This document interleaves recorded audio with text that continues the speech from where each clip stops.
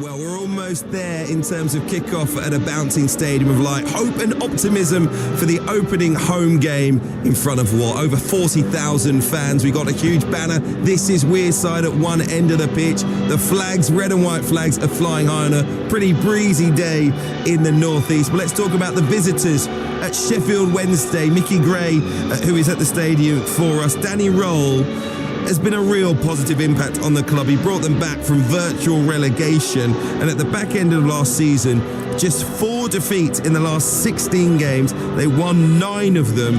What can Wednesday go on to achieve this season if they can keep him at the club?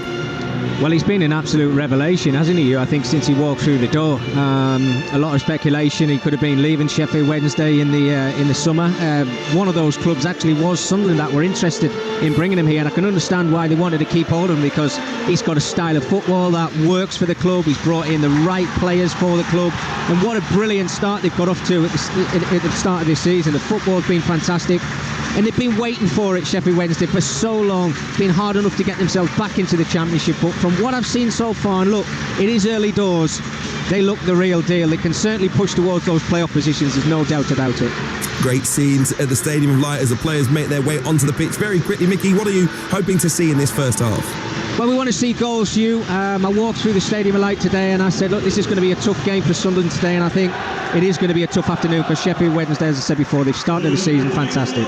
Well, Sheffield Wednesday and Sunderland looking up right now, hoping to cement a positive start to the campaign by making it back-to-back wins to begin the new Championship season. Stadium of Light, the venue for your exclusive EFL commentary here on Talksport 2 with the former Sunderland defender Mickey Gray and our very own Adam Bridge. Thank you, Hugh. Good afternoon, everyone, again from the Stadium of Light, where the sun is shining. It's a beautiful day in the northeast. Will it be a beautiful day for a first town out on home soil for Regis Debris? We shall see. This Sunderland side, who haven't been in the best of shape with that midweek defeat, of course, at Preston. Well, that was a much-changed side, 11 changes in total from the team that beat Cardiff last weekend. But a real tough test for them today against Danny Roll's Sheffield Wednesday side, who are in imperious form, haven't lost a game of football since they lost to Leeds in early April. 7 games unbeaten stretching back to last season, and they were so impressive at Hillsborough last time out in that victory against Plymouth. Let's run you through the two teams again. Then Anthony Patterson is in goal for Sunderland. It's Hume, O'Nien, Elise and Sirkin across the back. Rigg comes in to replace Brown in midfield alongside the ever-dependable Dan Neil, who captains the side. And then it's Roberts on the right, Clark on the left. Joe Bellingham will play in that number 10 role. And up front, Elisier Mayanda will lead the line. Moore, Mundell, Rusin, Barr, Aoichi, Triantis, Helder, Ekwa, and Johnson are on the substitutes bench for Sunderland. Remember, they finished 16th last season, winning only 2 of their last 15 games at the end of the season. Such was the turmoil this club was facing at the time. As for Sheffield Wednesday, of course, they finished 20th. They secured survival here on the final day of last season, and they're unchanged from the victory against Plymouth. Beadle is in goal. Valerie, Iortha, Bernard and Lowe across the back. Ingleson and Bannon in midfield. Then Gassama and Musaba. And then up front, Windass supporting Jamal Lowe. Charles, Palmer, Valentine, McNeil, who scored twice in midweek. Johnson, Kabaki, Ahikwa, Smith and Ugbo are amongst the substitutes for Danny Roll's side. There are some empty seats away to our left-hand side, but it's a good turnout from the Black Cats faithful for this opening home game of the campaign. And of course, Mickey, you bookended your career with these two teams. It all began with Sunderland and it all finished with Sheffield Wednesday. Yeah, special times at both clubs. Obviously Sunderland a little bit closer to my heart with being in my local side as well and where I was brought up, but I had some fantastic times at Sheffield Wednesday. And we're off and running, and it's Sunderland who are kicking from left to right in the opening 45 minutes, and immediately Jamal Lowe has charged one down and tries to race through into the penalty area. He went down, but the referee, who is Dean Whitestone today, not interested in any kind of free kick, and the ball is safely at the feet of Patterson away to our left-hand side, who immediately looks to set Clark away down that left-hand touchline towards the edge of the penalty. He's putting Iortha under some pressure, does really well to hold the ball up nicely on that left-hand side, level with the edge of the 6-yard box, chance to get the cross, but it just runs out of play in the end. But a really bright start, inventive thinking from Patterson, and Clark found himself in acres of space. Yeah, he certainly did. I mean, what a start to the game from both sides. Luke O'Nien a little bit lacklustre, trying to clear his lines. Good play from Jamal Lowe, but that long pass from Patterson over to Jack Clark, which I think will be used a lot today. We know he's got the ability to take on a player, Jack, and his end product's normally fantastic, but just tried to take on Iorfa maybe one too many times in that occasion. EFL Game Day live on Talksport 2. A couple of great EFL games for you today as Musaba charges down this left-hand side, looking to get an early cross in. It has to be defended this time on this near touchline by Trey Hume, and it will be a throw for Sheffield Wednesday. A couple of yards from the corner flag, and no surprise to see Svante Ingolson go across. Made his debut, of course, last weekend at Hillsborough, and immediately became a fan favourite with the effort and energy in what was a terrific all-round display for Sheffield Wednesday from Ingolson. His partnership with Bannon starting nicely, and it's Bannon who sets him in this time as he clips it towards that back post. Header goalwards is comfortably held this time by Patterson again, Iorfa and Bernard getting up for the header for Sheffield Wednesday. Well, bright start from the away side, Sheffield Wednesday, over down on this left-hand side. But I think you've got to switch on. It's doing the simple things as well as you possibly can, and Ingolson there made a 2v1, just an easy cross into the box, and certainly something that Sunderland have to watch out for, because they're a big, strong, physical side, Sheffield Wednesday, and they've got that height advantage, you would say, if those balls do start coming into the area. I don't know about you, Adam, but it's very quiet. I know it's very full in the Stadium of Light today, but it's very flat and quiet at the moment. Maybe they're waiting for something to light it up. 2.5 minutes played on Talksport 2. Throw for Sheffield Wednesday on the far side. Only half cleared that time by Sirkin on that far touchline, but he's just lost out in the middle of the park that time to Gassama, and now maybe a chance to get forward down that right hand side. Gassama maybe with a chance to hit the shot, which he does, and again it's comfortably saved by Patterson. Yeah, never really got any leverage on his shot, did he there, Gassama? Good play, the build-up play in that centre area. Lovely little give and go and a pass round the corner from Banner. We know he's going to do that a lot. But Gassama, he's got to do better in that situation, albeit early on in the game.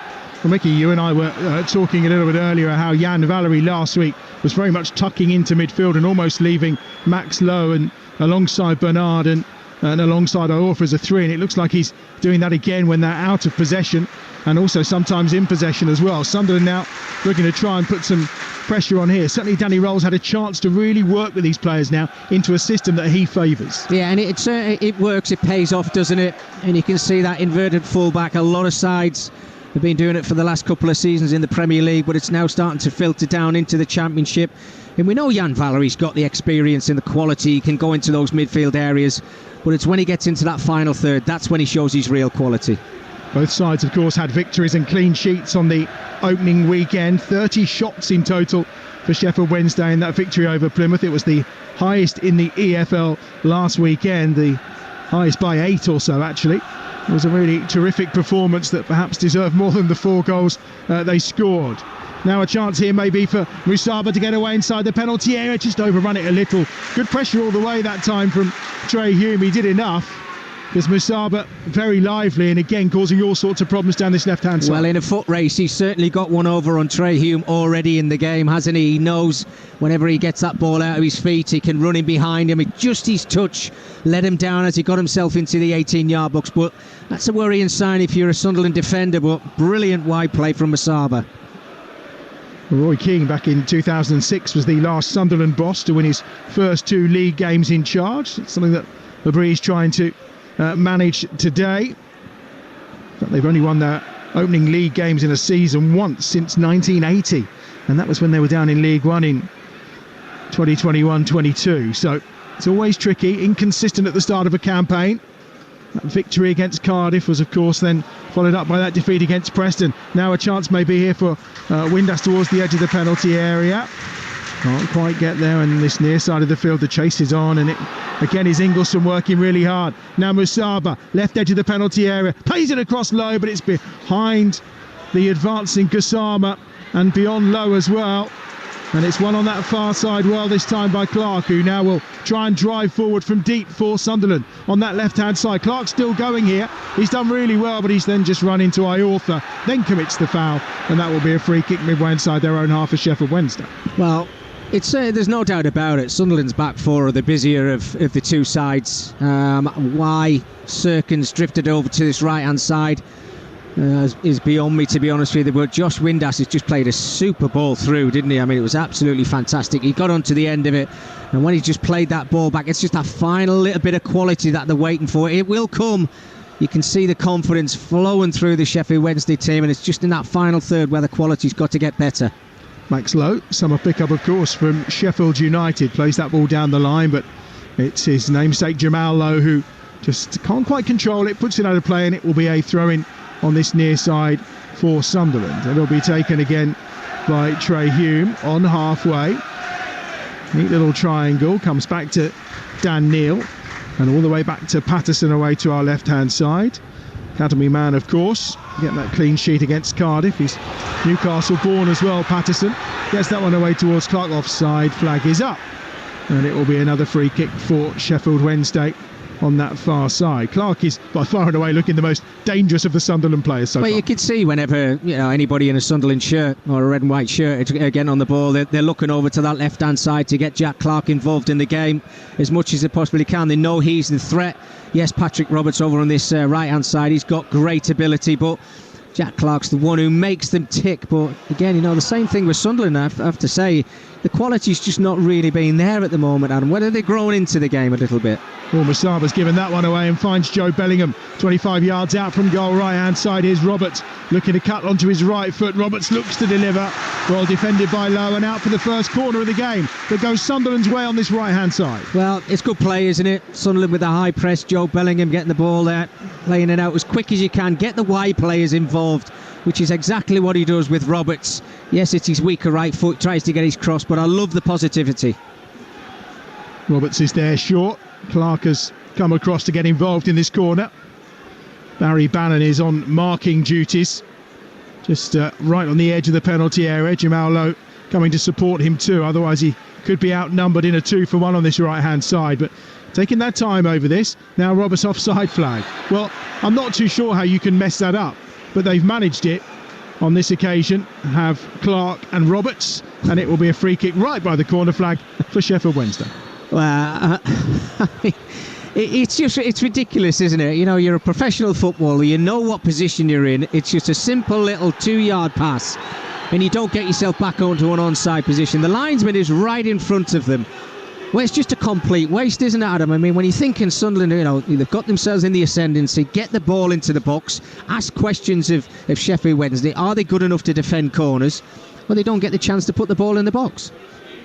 8.5 minutes played. You're listening to Talksport 2 EFL Game Day Live. The thoughts of the former Sunderland and Sheffield Wednesday fullback Mickey Gray, where it is still Sunderland 0, Sheffield Wednesday 0. Mayenda does well, finds Clark midway inside the Sheffield Wednesday half. Maybe now he's 25 yards out from goal. Clark still driving forward, wants the free kick and gets it.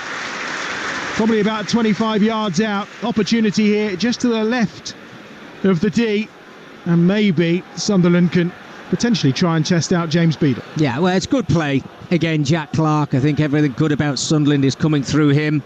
You know he's going to drive at that back line when he gets the opportunity and space in front of him, and he just waits for that little bit of contact. When he goes to ground, there's no doubt about it, it's a free kick. And look, Patrick Roberts, I think, is one of the players stood over the top of it. I think the other one might be Dan Neal as well. It's about testing the goalkeeper now. Ask a question of James Beadle in that Sheffield Wednesday goal. Well, Beadle is carefully preparing away to our right-hand side. 8 clean sheets last season, of course, on loan for a second time from Brighton and Hove Albion. May have some work to do here. There looks like there's 5 in the Sheffield Wednesday wall. They're in their away strip today, no blue and white stripes, but it's their third kit, the all-black kit. And here comes this free kick eventually. Every set piece taking a fair bit of time in this game so far, and we're only 10 minutes in. It's going to be Roberts, left footed, swings it towards the back post, free header and in! And it's a wonderfully wide free kick, nodded home by Dennis Serkin. That's brilliant from Sunderland.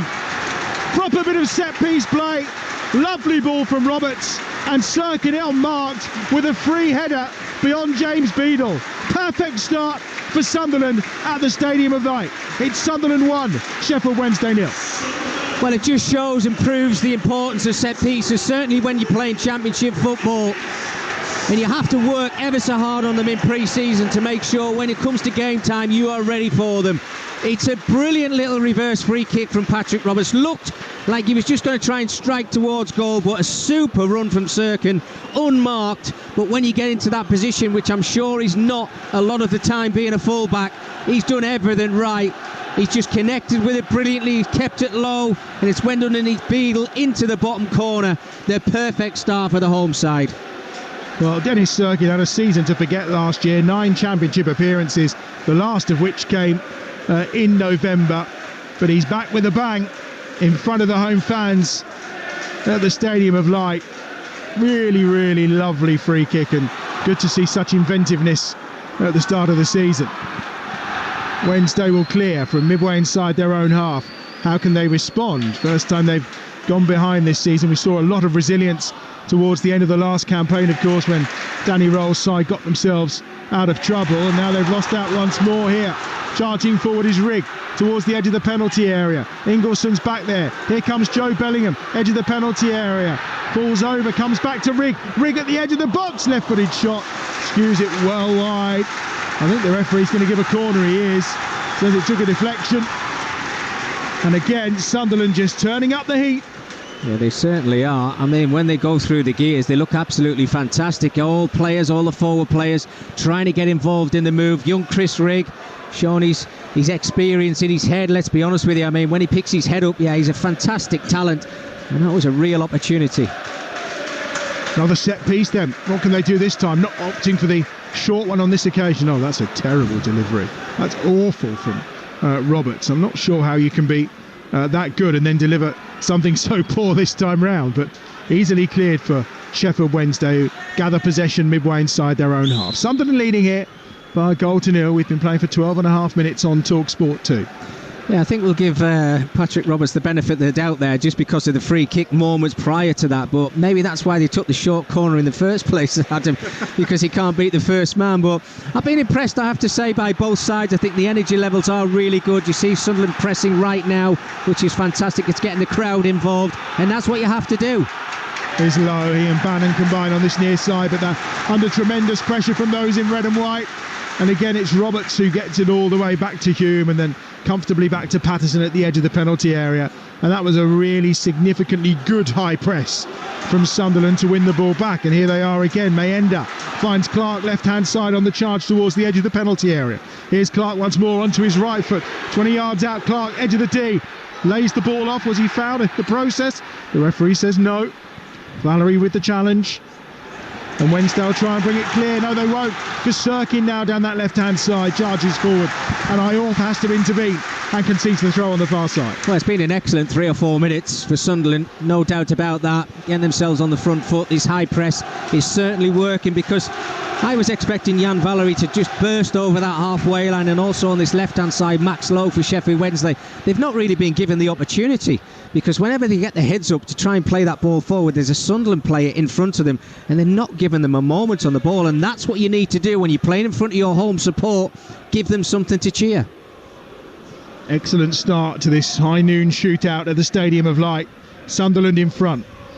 14 minutes played. Reminder, more EFL action coming for you later here on Game Day Live. We'll bring you Wrexham as they travel to Bolton. That's a 3 o'clock kickoff this afternoon, and you can hear it all right here on Talksport 2. Lovely ball into the box. This one's going to be gathered this time though by James Beadle. He'll get there ahead of Mayenda, who was bursting into the penalty area.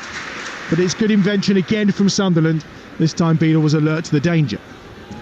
Well, Adam, I've got to say, and I'm not being biased at the moment, but Sunderland over the last 5 minutes have been absolutely fantastic. They really have. Their movement's brilliant. Oh, Windass has tried to flick it. It's cannoned away to Mayenda, who scores for Sunderland.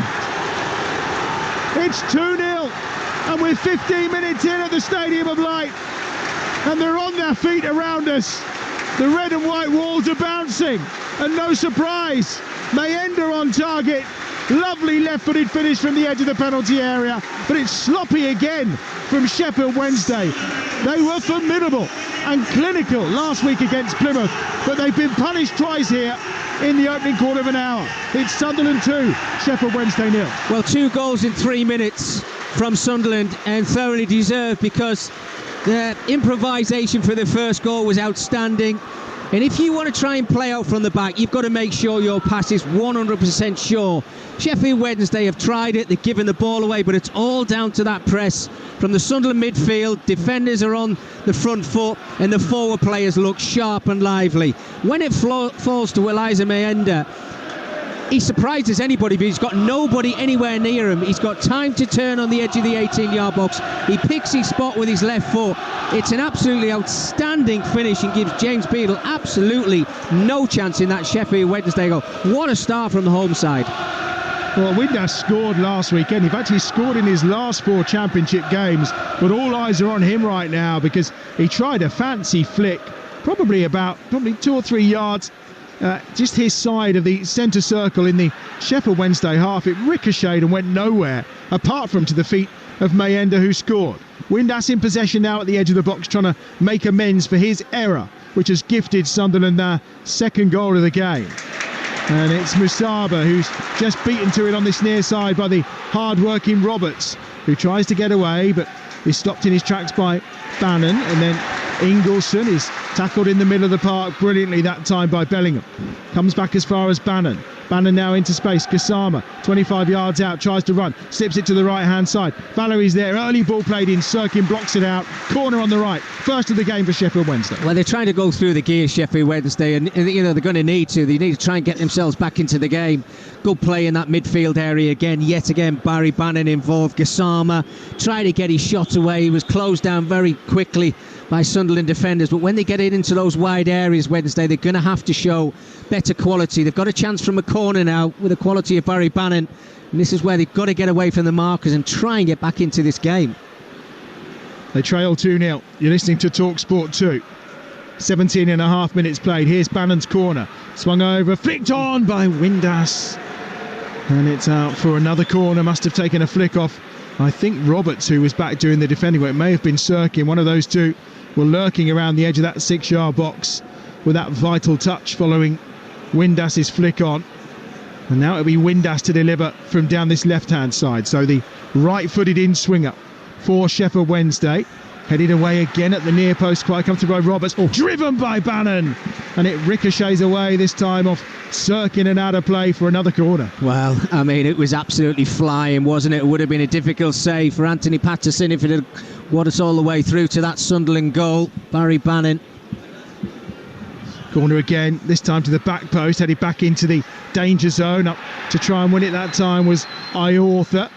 Taken down inside the box, appeals for a handball, and the handball is given this time. And it will be a free kick for Sunderland inside their own penalty area. What a start to our afternoon of live football here on Talksport 2. Sunderland leading by 2-0. Not something I think any of us were expecting when we arrived here today. Absolutely not. I mean, we built up Sheffield Wednesday, didn't we, in the start that they've made to the championship season, and I was very surprised when the odds came out at them before the game and to say Sunderland were favourites, but they don't often get it wrong, do they? And Sunderland have been absolutely fantastic. They really have. Funnily enough, talking to Danny Rowell after the win against Plymouth last week, we were talking about the atmosphere around Hillsborough and how fantastic it was, and there was this buoyancy and this new positive mood, and he just turned around and went, it's only one game. Yeah. I think he very much had his feet on the ground for sure. A bit of squaring up here between Musaba and Hume, and the referee needing to intervene, have a word with both, and I think Jamal Lowe as well being spoken to by the referee too. And he's just, I think Jamal Lowe is pleading the case for Musaba. Only going to be a talking to though. Yeah, and it came down to that great challenge from Trey Hume. Musaba just tried to kick the ball past him, and Trey Hume timed his tackle really well. It might have been a little bit of a follow through that obviously caught Musaba, and I don't think he was too happy with that. But look, it's a physical game, Adam. You've got to get involved. If you get kicked, you get up and you get back on with it. But just going back to your Danny Rowell comment there as well, and he's right. You know, it's about keeping your feet on the ground, isn't it? This is such a slog, the championship, week in, week out, and you've got to be up for every challenge that's put in front of you. And boy, they've got a challenge here. They're 2 down, and we've only been playing for 20 minutes on Talksport 2. It's been a cracking weekend of not only EFL action, of course, across the Talksport network, which began on Friday night with that cracking game between Coventry and Oxford, with Coventry coming out on top 3-2. We had West Brom against Leeds yesterday as well, of course, plus all the Premier League action as well, with the return of the live Premier League games, and we've got one more for you tomorrow night as the opening weekend concludes with the game between Leicester, newly promoted of course, and Spurs. Possible debut there for Dominic Solanke, first game in charge for Steve Cooper as well. That's all live on Talksport tomorrow night, the build-up starting at 7 o'clock. Here, bit of time on the ball for Sheffield Wednesday, because it's been fairly frantic so far in the opening 20 minutes or so, and Beadle will put a ball forward rather than play out from the back this time, and I think Max Lowe is going to be penalised here, and a fairly dramatic reaction that time from the middle of the park, and I think from Roberts, but the referee not taking any further action. No, I think that's what it was, a free kick. Patrick Roberts was caught in the sandwich, wasn't he? He couldn't really go anywhere. You know he's going to get clattered, but he's gone to ground, and it was the right call. But it's just tempered a little bit, hasn't it? The tempo of the game's just gone down a little bit. And I think that's just all down to Sheffield Wednesday just being frustrated. They're just trying to grow themselves into the game. Every player trying to get a touch of the ball, but at the moment they're kind of doing it in the wrong place. It's the defenders rather than midfield players. Here come Sunderland again with Joe Bellingham on the far side. Ingleson's there all over him, all around him. He brings him down to the floor, but you can tell by the home supporters they're furious and wanted a free kick, but again, referee not interested. Maybe Bellingham could get his own revenge here as he keeps the ball alive from the edge of the penalty area. They encourage Dan Neil to shoot, which he does, and it's off Valerie and out of play for another corner on that far side for Sunderland. No, what a lovely battle as well with Ingleson. We were talking about him before the game, Adam, weren't we? And you know, he said he's got that physical side to him, and he gets the crowd absolutely loving him, and I love to see that as well. But full credit to Job there as well over on that left hand side. Got himself back onto his feet, nearly created an opportunity when he got into the 18-yard box, but that's what you want from your midfielders, running in behind. Conceded 69 goals last season, 11 of which came from corners. Could they be in danger here as well, Sheffield Wednesday? Struggled to score as well last campaign, so Danny Roll would have been very happy to hit those 4 last weekend, of course. Here's Clark on his right foot towards the edge of the penalty area. Twisting and turning, now a chance maybe for Rigg, who gets a shot deflected and poked home for a third, and there's no offside flag. And it's 3-0, and it's Luke O'Neill on target again. And would you believe it, he scored against Cardiff last week, his first since February, and like Sunderland buses, he's got another. 3-0 to Sunderland. And this is turning into a difficult day for Sheffield Wednesday and Danny Roll. Sunderland 3, Sheffield Wednesday 0. Well, if you were going to play your first home game of the season and somebody said you were going to score 3 goals within the first 25 minutes, you'd have snapped their hands off. You really would have done. I mean, I'm really surprised this actually counts, Adam, but look, we're not maybe in the right position, because it's Chris Rigg. I think he's the one who gets his shot away at the edge of the 18-yard box. And Luke O'Neill must make a really late run, because it takes that deflection, and it's a big deflection. Good play, isn't it, over on that left-hand side from Jack Clark, who picks Rigg out. But as they start running into he looks an acre offside, Luke O'Neill. I think they've been really fortunate with his third goal, I have to say that. But maybe if I see it from a different angle, I don't know, but I was really surprised that this counts, because when the goal went into the back of the net, I was waiting to look down at the linesman and look for the flag, but he ran straight to the halfway line to say no, he's onside. But absolutely brilliant for Reggie Labrie and his Sunderland team. Danny Roll is not a happy man, to say the least, down on the touchline, bawling down the sideline at the assistant. And as that shot is struck, no, he's onside. He is onside, Mickey. He is onside. He's being played onside by Josh Windass, who's not having a good day. He's not. No, he's given the ball away for the second goal. He stayed in. Well, he's trying to make it better now as he gets the crossover. Good save, poked home by Ingleson, but the offside flag is up against Ingleson on that far side. He pokes it home from 3 yards out, but immediately the assistant had his flag up on the offside, on the far side. Yes, well, this one looks as if it is the right call as well.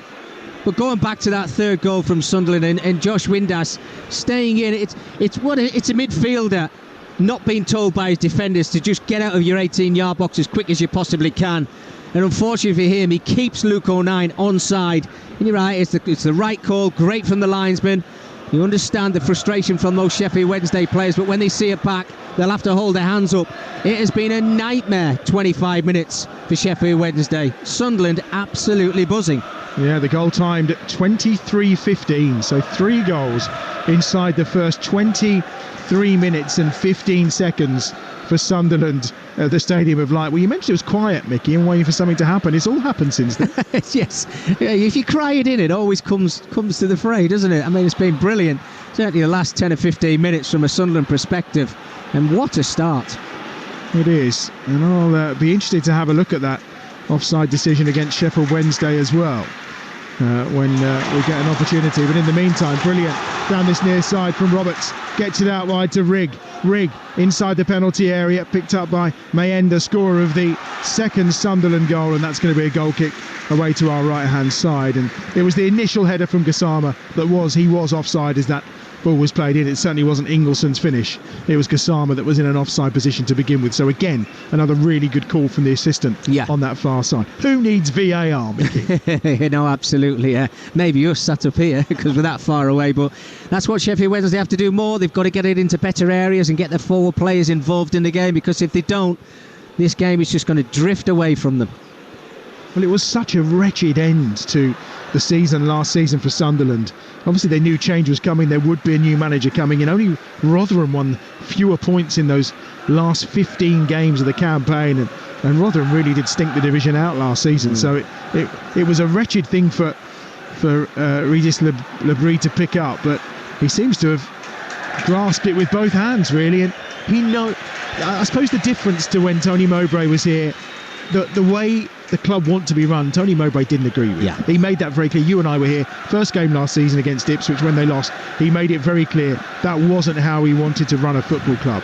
But I'm guessing this man has come in knowing how they want it to be done, and he accepts that and just gets on with it. Well, I think it helps as well that the manager knows the owner of the football club as well. You know, I'm sure there was umpteen conversations before he walked through the door. And look, Adam, everybody has to be on the same page. If you're on the same page and that's the way the club is run, and if you accept that as a coach or a manager, then things can happen. It can work. And look, as I've said before, you know, this is only the second game of the season, but it's been an absolutely superb start from a Sunderland perspective. And if it's recruitment and they come through the door and they work, great. If there's younger players who come in and they don't work, then it's not going to cost you a lot of money to get them out of the door. And I think it's like you said, the first 11 look good. It's what comes when there's injuries that's probably their issue. Yeah, absolutely. Iorfa gets it back to Beadle, who's been beaten 3 times already here on Talksport 2 in the opening 28 and a half minutes of this game.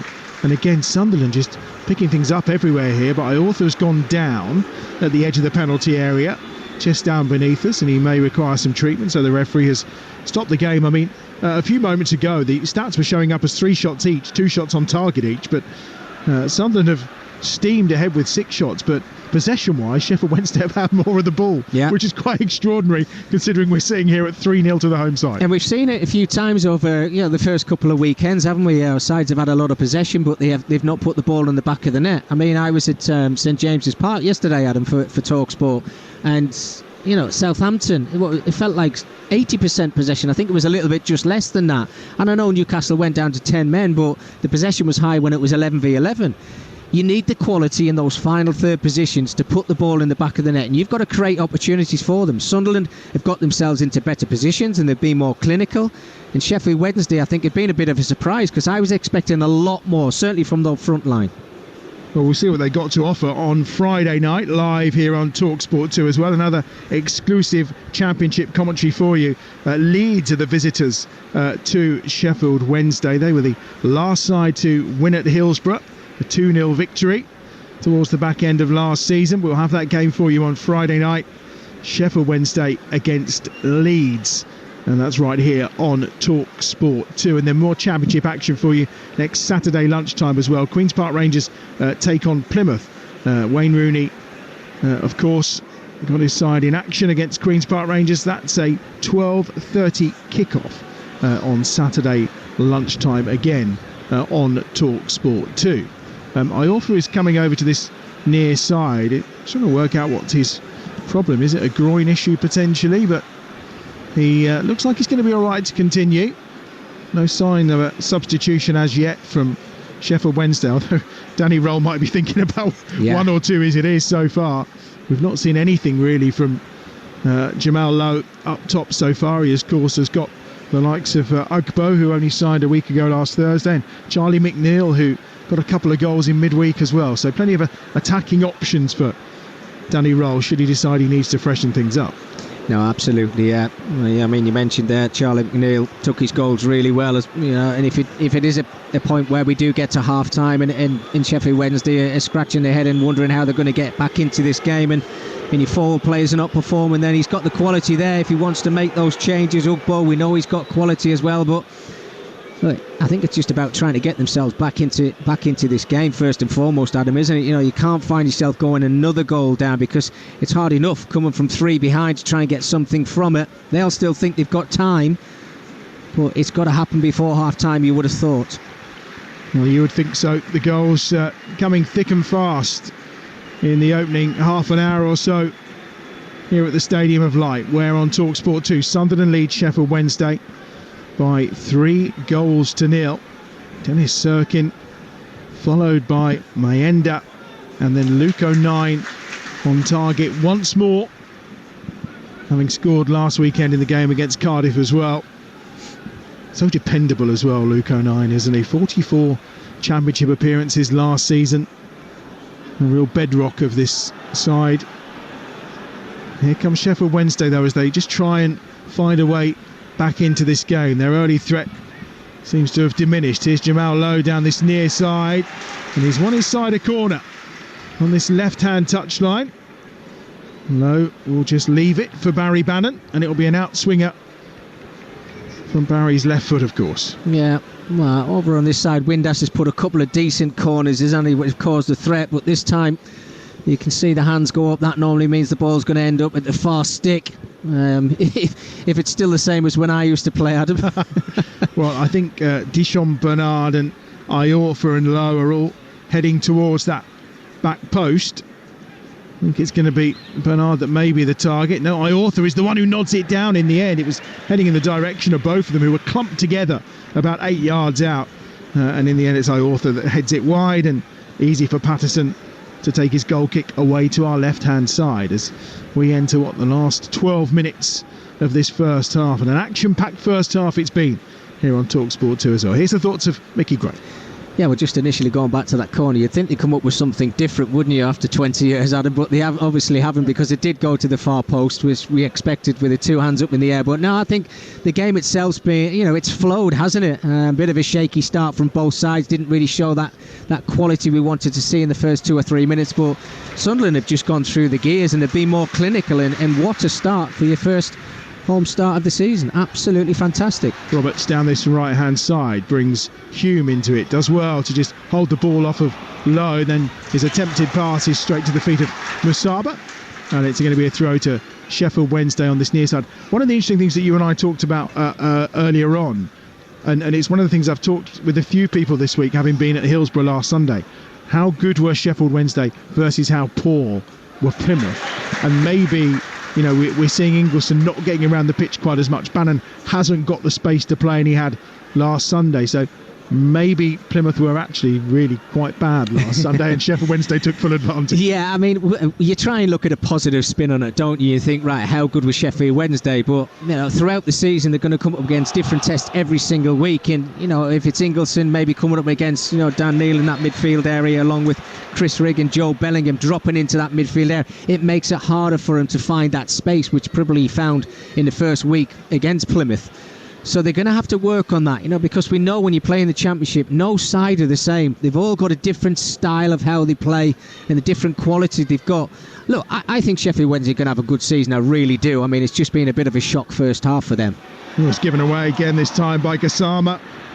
Ingleson does well to nip in and just keep the pressure on Sunderland, who are looking to clear comfortably. Clark chests it down, straight to the feet of Gassama again. Gassama on a charge. He's got 2 red and white shirts around him immediately. And then Jamal Lowe tries to snap in and win the ball back, but it's brought forward down this left-hand side, and the flag stays down again as Mayenda was looking to pick it up on that far touchline. It goes out for a throw, though, to Sunderland, who were looking to counter quickly. Well, again, it was a little bit scrappy at the start of the move. Jack Clark giving the ball away. They couldn't get the ball out of their feet, but eventually, I think Joe picks that ball up, and he's always looking for Mayenda, trying to use his pace in behind. Just about stayed on side, but again, good defending this time from Bernard. That Sheffield Wednesday backline, which they're going to have to do more of. Yeah, Mayenda yet to score for Sunderland prior to today, of course, when he finally hit the back of the net with the second goal of this game. Finally breaking that duck. Down this right-hand side, Sunderland come again. This time it's with O'Nien, scorer of the third goal. He finds Hume on this near touchline, back inside their own half. Touch down this right-hand side once more. Intervened by Ingleson, who just gets a foot in and concedes the throw on this near side. I would love to know what Danny Roll's going to say at half-time to his Sheffield Wednesday side today, and whether we're going to see any changes as well, because they've been solidly counter-punched here by Sunderland today. 3-0, the Black Cats lead, and we've still got 9 minutes or 8 minutes or so until half-time. Beadle away to our right-hand side. Kept that clean sheet last weekend, but beaten 3 times already today. Yeah, it's strange, isn't it? When you look at the systems of both sides, I think the sets are pretty similar, aren't they? 2 wide players. Sunderland with Clark and Robertson, Musaba and Gassama for Sheffield Wednesday, but it's the home side who've been able to get their wide players involved in the game a lot more. And here they come once more down that left-hand side. Clark on the charge towards the corner flag. In fact, it's Sirkin who's picked it up this time. Clark's gone in behind him just to do the cover work, and the pass from Sirkin wasn't very good, and it's out of play on that far side for what will be a throw for Sheffield Wednesday midway inside their own half, who almost feel like they're coasting towards half-time here. Yes, no, absolutely. And, Reggie Lebree's probably saying to his players, look, no, just keep your heads, keep control of your position. And when you get the opportunity, if it comes, then we can get into the opposition's half and make those 2v1 situations down the side and give ourselves better opportunities. But it's Sheffield Wednesday who have now got to ask the questions of Sunderland, where they might have to drift out of the positions, they might have to leave little gaps. And that can sometimes work against you. If you chase them to get yourself back into the game first and foremost, but they've looked a little nervy, haven't they? They've almost been caught in possession again there this time. Iortha almost gave it away to Clark. In the end, Clark just couldn't quite keep it alive. Patterson was able to get it clear, but again, the pressure on Bannon is intense in the middle of the park from Rigg, and they win the ball back, Sunderland. And down this right-hand side, they have it with Hugh. Midway inside the Sheffield Wednesday half, Roberts just tries to skip beyond the challenge of Max Lowe, but he wins his side a throw on this near touchline. And every time they win a tackle, the applause rings around the Stadium of Light. It's been a terrific opening half for Black Cat supporters. Taken short this time in by Roberts. Back to Patterson. Patterson again. Elise on that far side. Out wide on the left-hand side is Sirkin. On to the advancing Clark, who's just forced back inside his own half. And then he just brings O'Nien in. Maybe looking to try and switch play out to this right-hand side. Roberts is in space. He's said where he wants it because he's making the run. And unfortunately the pass is a little wayward from Trey Hume this time. And it will be a throw into Sheffield Wednesday on this near side. It's incredible, isn't it? Normally when you're talking about Sheffield Wednesday, you talk about Barry Bannon, Adam, and he hasn't really had the opportunity to get involved in the game. And he's playing alongside Chris Rigg in that central midfield area. Half his age, 17 years old. I think Barry Bannon's 34 now. And it's Chris Rigg who's, it looks like he's using the experience. I talked about it before. He's such a talent. He's got a wonderful left foot and a great football and brain. And I think Barry Bannon at the moment's a little bit perplexed about it, because he's the one who can't get out of his own half at the moment. He's getting frustrated. And if Sheffield Wednesday want to play nice football, it's normally him who gets them ticking. It is. Oh, he's giving it away here. Bannon on this near side. May end up right by the corner flag. Gives it short back once more to Roberts. Roberts just teasing onto that left foot of his if he can. He's worked it out as far as Neil. He will then find O'Nien. O'Nien to Elise. On that far side, he knows he's got the support of Sirkin and also of Clark. And they just keep possession here with Clark going back inside his own half, and Sunderland just very easy on the ball. Jamal Lowe closes down quickly, but they've managed to beat that Sheffield Wednesday press. And now on this near side, it's kept in play by Roberts. Roberts on the charge, bit of room here to run at Max Lowe. Roberts on his left foot, one! Just over the crossbar. It's a terrific effort from Patrick Roberts, cutting inside on that left foot of his from 25 yards out. And it's a whisker away from making it 4-0. Well, do you know what? I always love to see a brilliant finish, but I have to go back to the start of that move. It starts in the opposition's half, then they have to go back into their own half, Sunderland. They're playing around at the back. There's no panic. Little triangles, which is fantastic to see. The little flick around the corner in midfield, and then when the ball comes out to this right-hand side with Patrick Roberts, you're wondering, is he going to cross it towards the back stick? No, he's got one thing in his mind. He wants to get that shot away. 25 yards out. Super strike. James Beadle drifting across to his right-hand side. I'm not quite sure if that dips under the crossbar, Adam, whether he's getting anywhere near it. Brilliant move. What I like about that is actually Roberts and Mayenda had it up in this corner, didn't they? And it went all the way back inside their own half, out wide to the left, back inside their own half again. It's about 20 passes in total. Superb. Absolutely. It would have superb. been a super goal had it finished in the back of the net, but not quite on this occasion. They're getting greedy now. They've had 3 already in this first half and almost making it 4. And Adam, sorry to jumping in. I just think Sheffield Wednesday making it easy for them. I don't see any urgency in them whatsoever. You know, it's like they're waiting for Sunderland to make a mistake before they actually spring into life. I mean, to see them now, is it a press or is it just individuals going to show the manager running around? Patterson's given that away to Lowe. Rare error from him in this first half, and the throw-in is Sheffield Wednesday's on that far side. I thought it was interesting. You saw that, like you say, that half-hearted Sheffield Wednesday press that Sunderland just played through. Every time Sheffield Wednesday tried to play out, it's a really good, high, aggressive press from Sunderland, isn't it? And if you give quality players enough time on the ball, look, they will zip it around you. They will make those triangles and make you look silly. You have to be at it 100%, and I don't think Sheffield Wednesday are.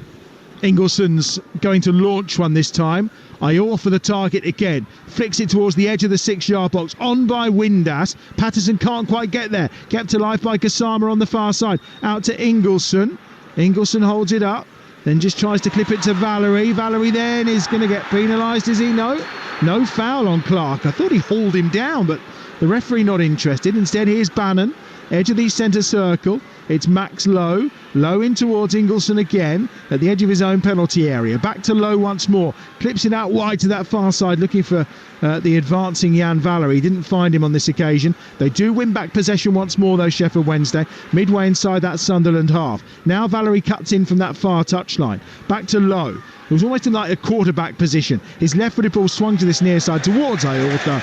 Too much on it, out of play, and that will be a goal kick for Sunderland away to our left-hand side as we enter the last 90 seconds of the first half. Well, Sheffield Wednesday fans, if you're listening, I'm not being biased in this game by any stretch, and I'm being completely honest with you here, Adam. I just don't think it's been a good performance from them at all in this first half.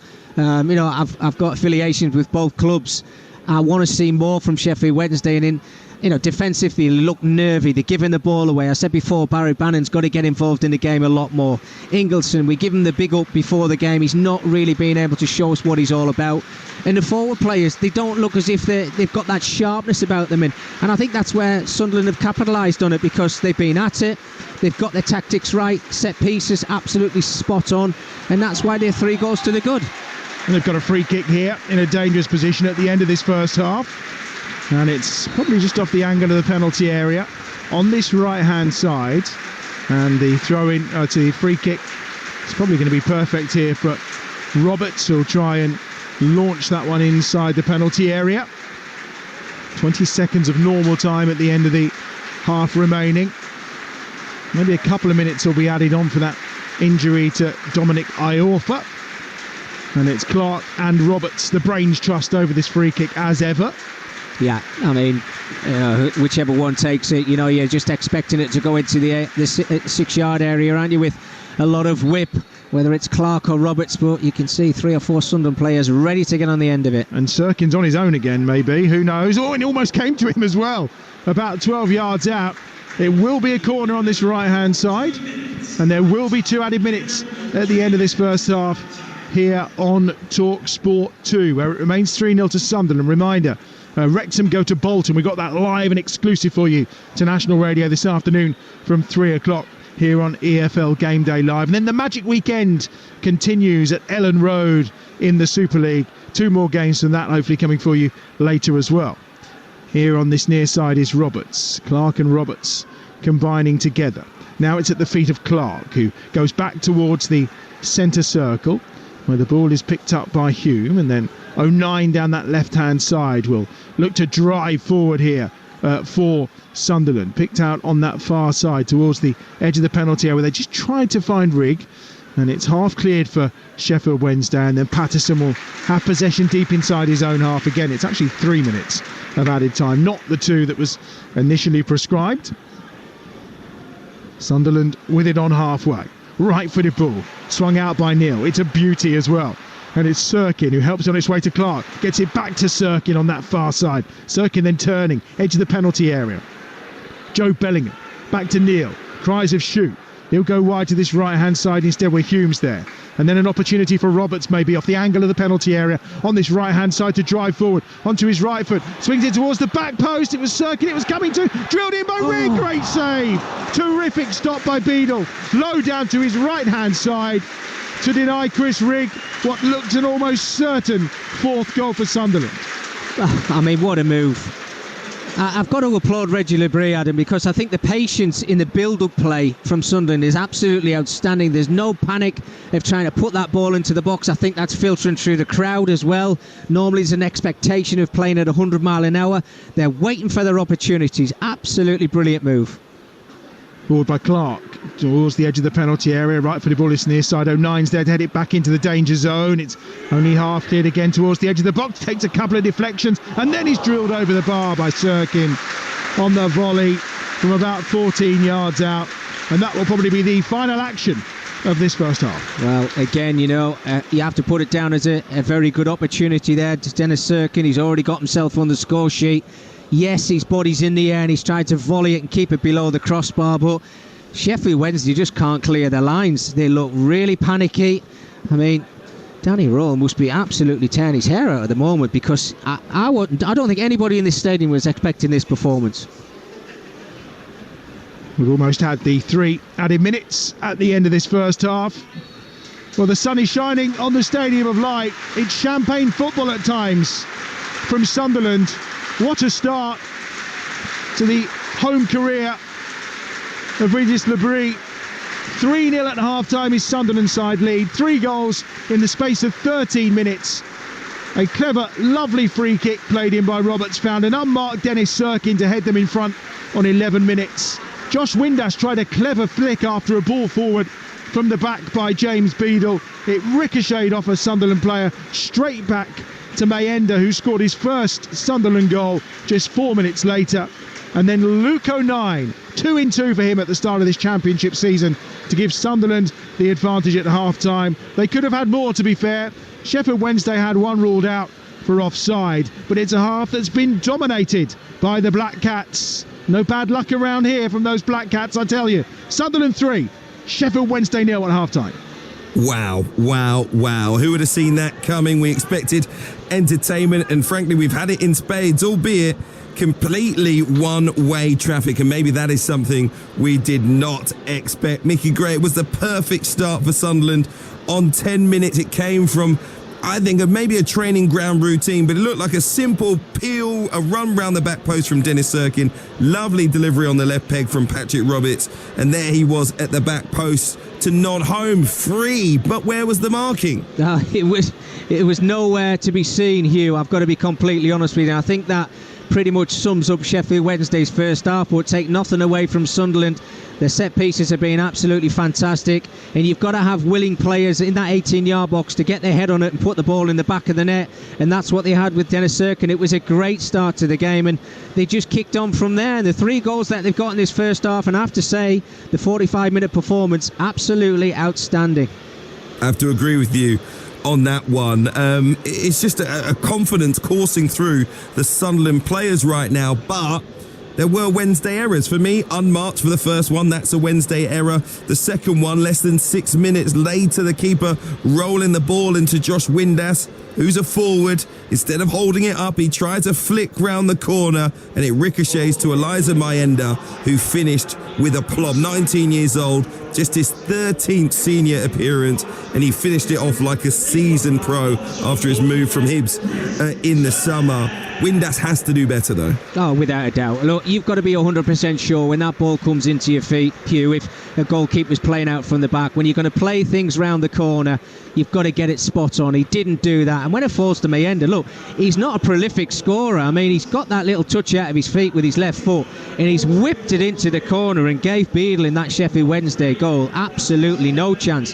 And this place erupted. They were waiting for something to happen, and look, I've been here so many times, Hugh. You know, you get a goal up and you think, right, that's it. You need that little bit of a cushion. Well, they got that with the second goal, and then to boot, they go and put the ball in the back of the net for a third occasion. I thought it was offside, but we have seen the replay. I know he is onside, Luke O'Nien. You get that bit of good fortune from the deflection. O'Nien, he was braver than the goalkeeper. He wanted to get there first. He poked it into the back of the net. I mean, I came into this stadium, Hugh, today, and I thought Sheffield Wednesday had a real chance of winning today. Not from what I've seen so far.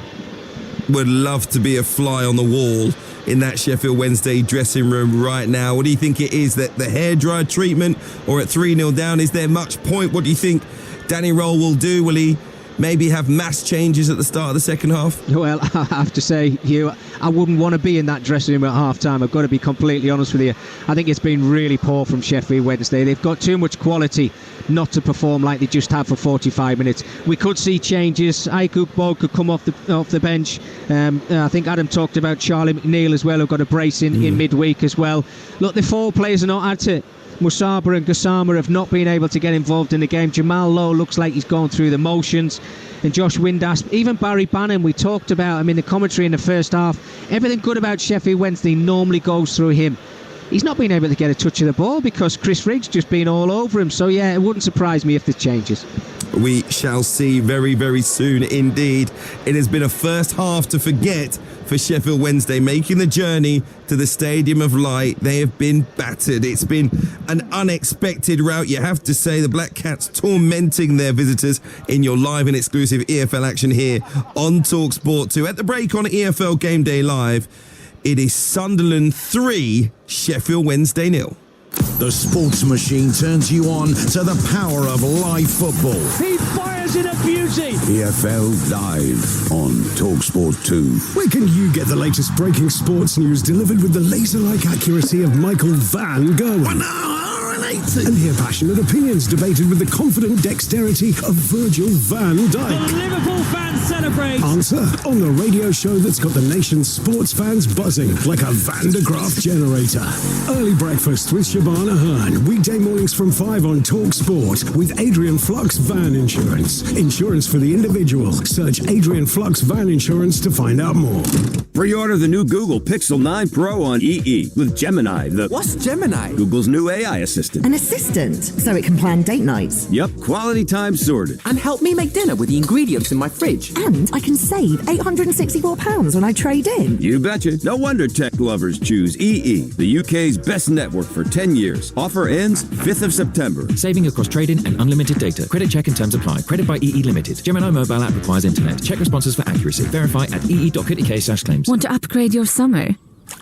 From paddling pools to infinity pools. From cooling off by the fan to fangirling at a festival. And maybe your car could do with the summer upgrade too, at the Volvo Summer Sale event, with a range of offers available across selected new and used cars, from the 9th to 19th of August. Search Volvo Summer Sale event to book your place and swap your current car for luxury Swedish design. Don't worry, they all come with aircon.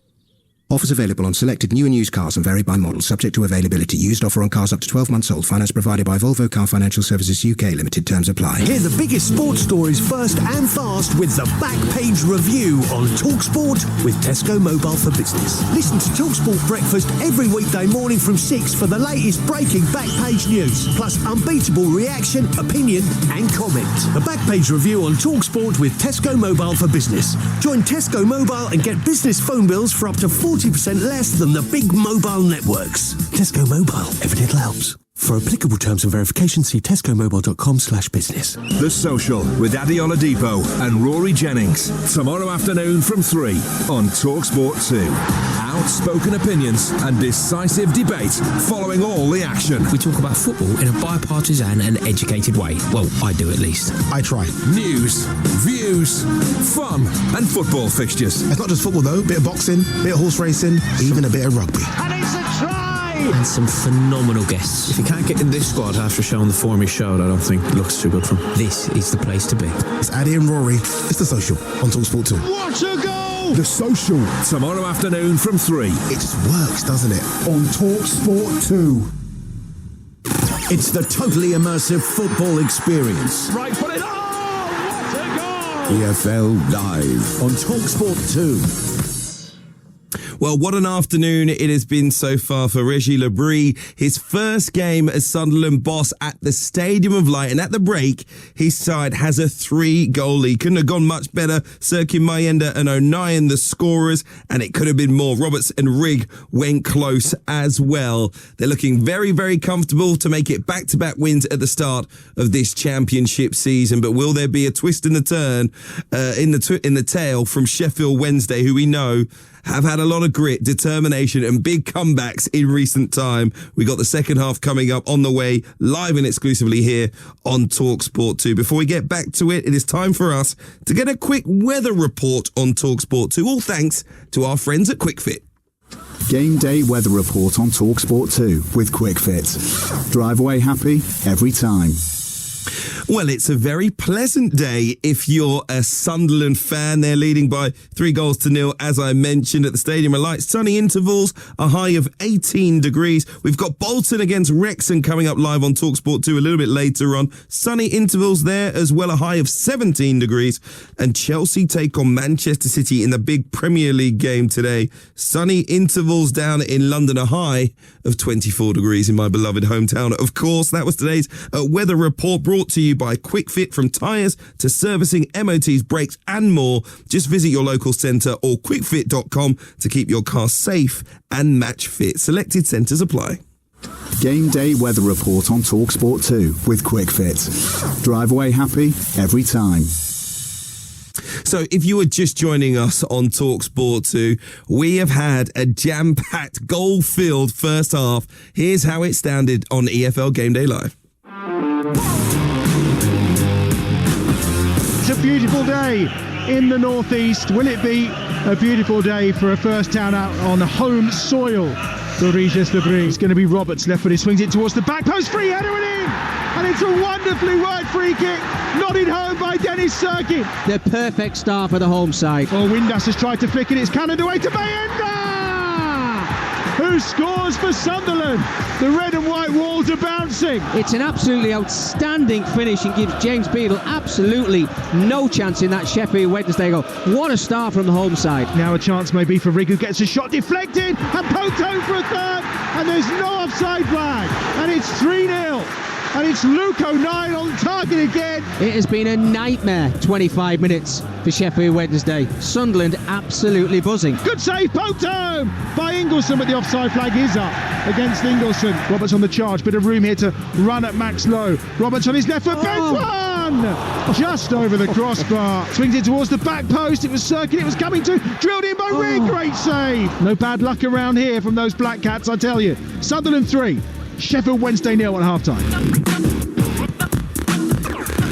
Well, I want to say it's a big second half coming. Let's just hope Sheffield Wednesday wake up in that second half, because they've been far, far from their best. We expected a lot more from them, and at the moment, Sunderland cruising to all 3 points, leading by 3-0. Before we get to the second half, let's head back to Adam Bridge alongside Mickey Gray to discuss some of what we saw yesterday in the EFL. By the way, remember, League One action coming up later on today. Bolton taking on Wrexham from 3 p.m. But I wanted to ask about Leeds United. Maybe it's unfair on a lot of other teams, but for many, they are the big name in the league, and we expect them to be in the conversation for a title. And yet, Adam, Leeds failed to win again. A goalless draw at West Brom, so it's 2 draws to start the season after the draw with Portsmouth on the opening day, hammered by Borough in the League Cup in midweek. Were they just happy to avoid defeat? Is a point good enough?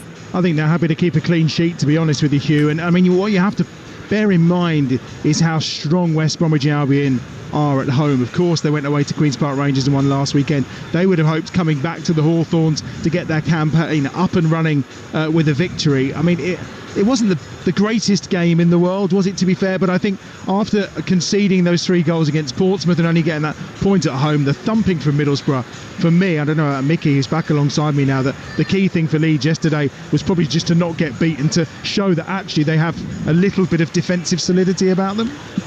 Well, a midweek performance, let's not forget, they made a lot of changes, but you still think the players that come into the starting 11 should be good enough to compete a lot better against Middlesbrough. But the game against West Bromwich Albion, I think what we have to take into consideration here, Hugh, as well. Look, Ruta's gone, Somerville's gone, Gray's gone. You know, there's over 100 million quid come into that football club, and you know, they're probably itching to maybe spend somewhere. I know FFP are going to have a say about that as well, and Leeds United have to kind of balance the books. But I'm wondering where the goals are going to come from. Look, I'm not Patrick Bamford's biggest fan. I never have been. I know he had one brilliant season, but I think that came in lockdown. It's when there's a crowd inside of a stadium, and you need broad shoulders to play for a club like Leeds United. Because if you're not playing well week in, week out, they'll find you out. And I just don't see Bamford getting those goals, you know, the 15, 20 goals that get you out of the Championship. I think there's better sides in the Championship. I think Sheffield United are going to take some beating. Burnley are going to just run away with it. Luton are going to be there or thereabouts. And then, you know, there's 5 or 6 sides below that who are going to be on the same level as a Leeds United, I've got to be honest with you. And I think they've missed a trick of obviously not staying in the Premier League. But I think they're going to find it hard to get themselves back into there. I've got to be completely honest with you. Yeah, I think for me, you know, the likes of Joel Peru as well came, having had a great scoring run at the Swansea, needs to start performing in a Leeds United shirt if he's going to stay at the club for the remainder of this season. And Bamford, as we know, has his injury issues, doesn't always start games. Peru has to do something now with Ruta leaving the club. By the way, I mean, this is for me stunning. Ruta, 40 million. Yeah, I know. Brighton and Hove Albion want to pay 40 million for Jorginho Ruta. I'm not a scout, Mickey. What have I missed? Well, look, prices of players now, Hugh. I mean, you tell me who's worth what. I mean, he's got great ability, right? He really has. He's left foot, and the way he glides past players and the way he assists is fantastic. But they didn't buy him for that, Leeds United, in the first place. They bought him as a centre forward and a goal scorer. He's not really done that, Adam. I don't know if you agree with this as well, on a regular basis. There's no doubt he's a talent. But I think for 40 million, you're expecting a lot more goal return. I think they've sold, sources saw the other day, last 2 years, over £200 million has come into that football club. And talking to a couple of Leeds fans that I know, they just feel that they have no direction, no purpose. They don't know where the goals are going to come from. And where's the creativity coming? At the moment, it's James and Nonto, and that's it. Yeah, I wonder if Leeds United are going to be one of those teams who, like we've seen in seasons gone by in the Championship, maybe go into the loan market towards the end of this window, can approach some Premier League clubs and maybe bring down some young talent who can have a big effect on that team. But what that may mean is that they stuttered towards this early part of the season, don't really hit their rhythm for some time. Will that affect their final league position? They need to get to winning ways very, very soon on top of that. Okay, gentlemen, we can see possibly changes on the way for Sheffield Wednesday, needing something big in this second half, Danny Roll's side, if they're to leave with at least some respectability from the Stadium of Light this afternoon, trailing by 3-0. Will Sunderland continue that brilliant first half performance after the break? Let's find out live on Talksport 2 in the company of the former Sunderland and Sheffield Wednesday defender Mickey Gray and our very own Adam Bridge. Yeah, thank you. Jedi Gassama is the player that's departed, and Michael Smith has come on. There's a player who many thought his time potentially was done at Sheffield Wednesday throughout last season, of course, former Rotherham striker, but he came on as a substitute against Plymouth and scored, and he's got the nod as the only change that they're making at half-time, Mickey. Yeah, I mean, I said, the front line have just not performed, have they, Adam, in that first 45 minutes? Gassama just didn't really get involved in the game at all. I'm a bit surprised that it's only one. I've got to be completely honest with you. And it just, Danny Rose probably said to his players, look, I need more from you. You get out in that second half and you show me that you're good enough to play for Sheffield Wednesday. The one change might be a bit of a change in system. You'd see Smith maybe going up front alongside Jamal Lowe. But whoever comes onto this pitch, they have to make something happen early doors. Yeah, we'll see how the changes come. Looking at Sunderland, they're all out, and they are as you were in the first half. So Patterson's in goal. It's Hume, O'Nien, Elise and Sirkin across the back. Riggin nearly midfield with Roberts, Bellingham and Clark supporting Mayenda up top. Then as for Sheffield Wednesday, Beadle's in goal. It's Valerie, Iorfa, Bernard and Lowe, Ingleson and Bannon. And of course Musaba and Windass, with Lowe now probably being partnered by Smith up front. But we'll see how this pans out for Sheffield Wednesday at the start of the second half. And Smith immediately getting involved in the game, nodding the ball and inside the penalty area for Windass to try and run onto. Yeah, a decent enough start in the second half of Sheffield Wednesday. You can see they're just trying to get the ball in behind Sunderland. That change looks like Jamal Lowe's just gone over to that left-hand side and Michael Smith through the middle a little bit now, Adam. Bit more of a physical presence, I suppose, so they could go a lot more direct, Sheffield Wednesday, in the second 45.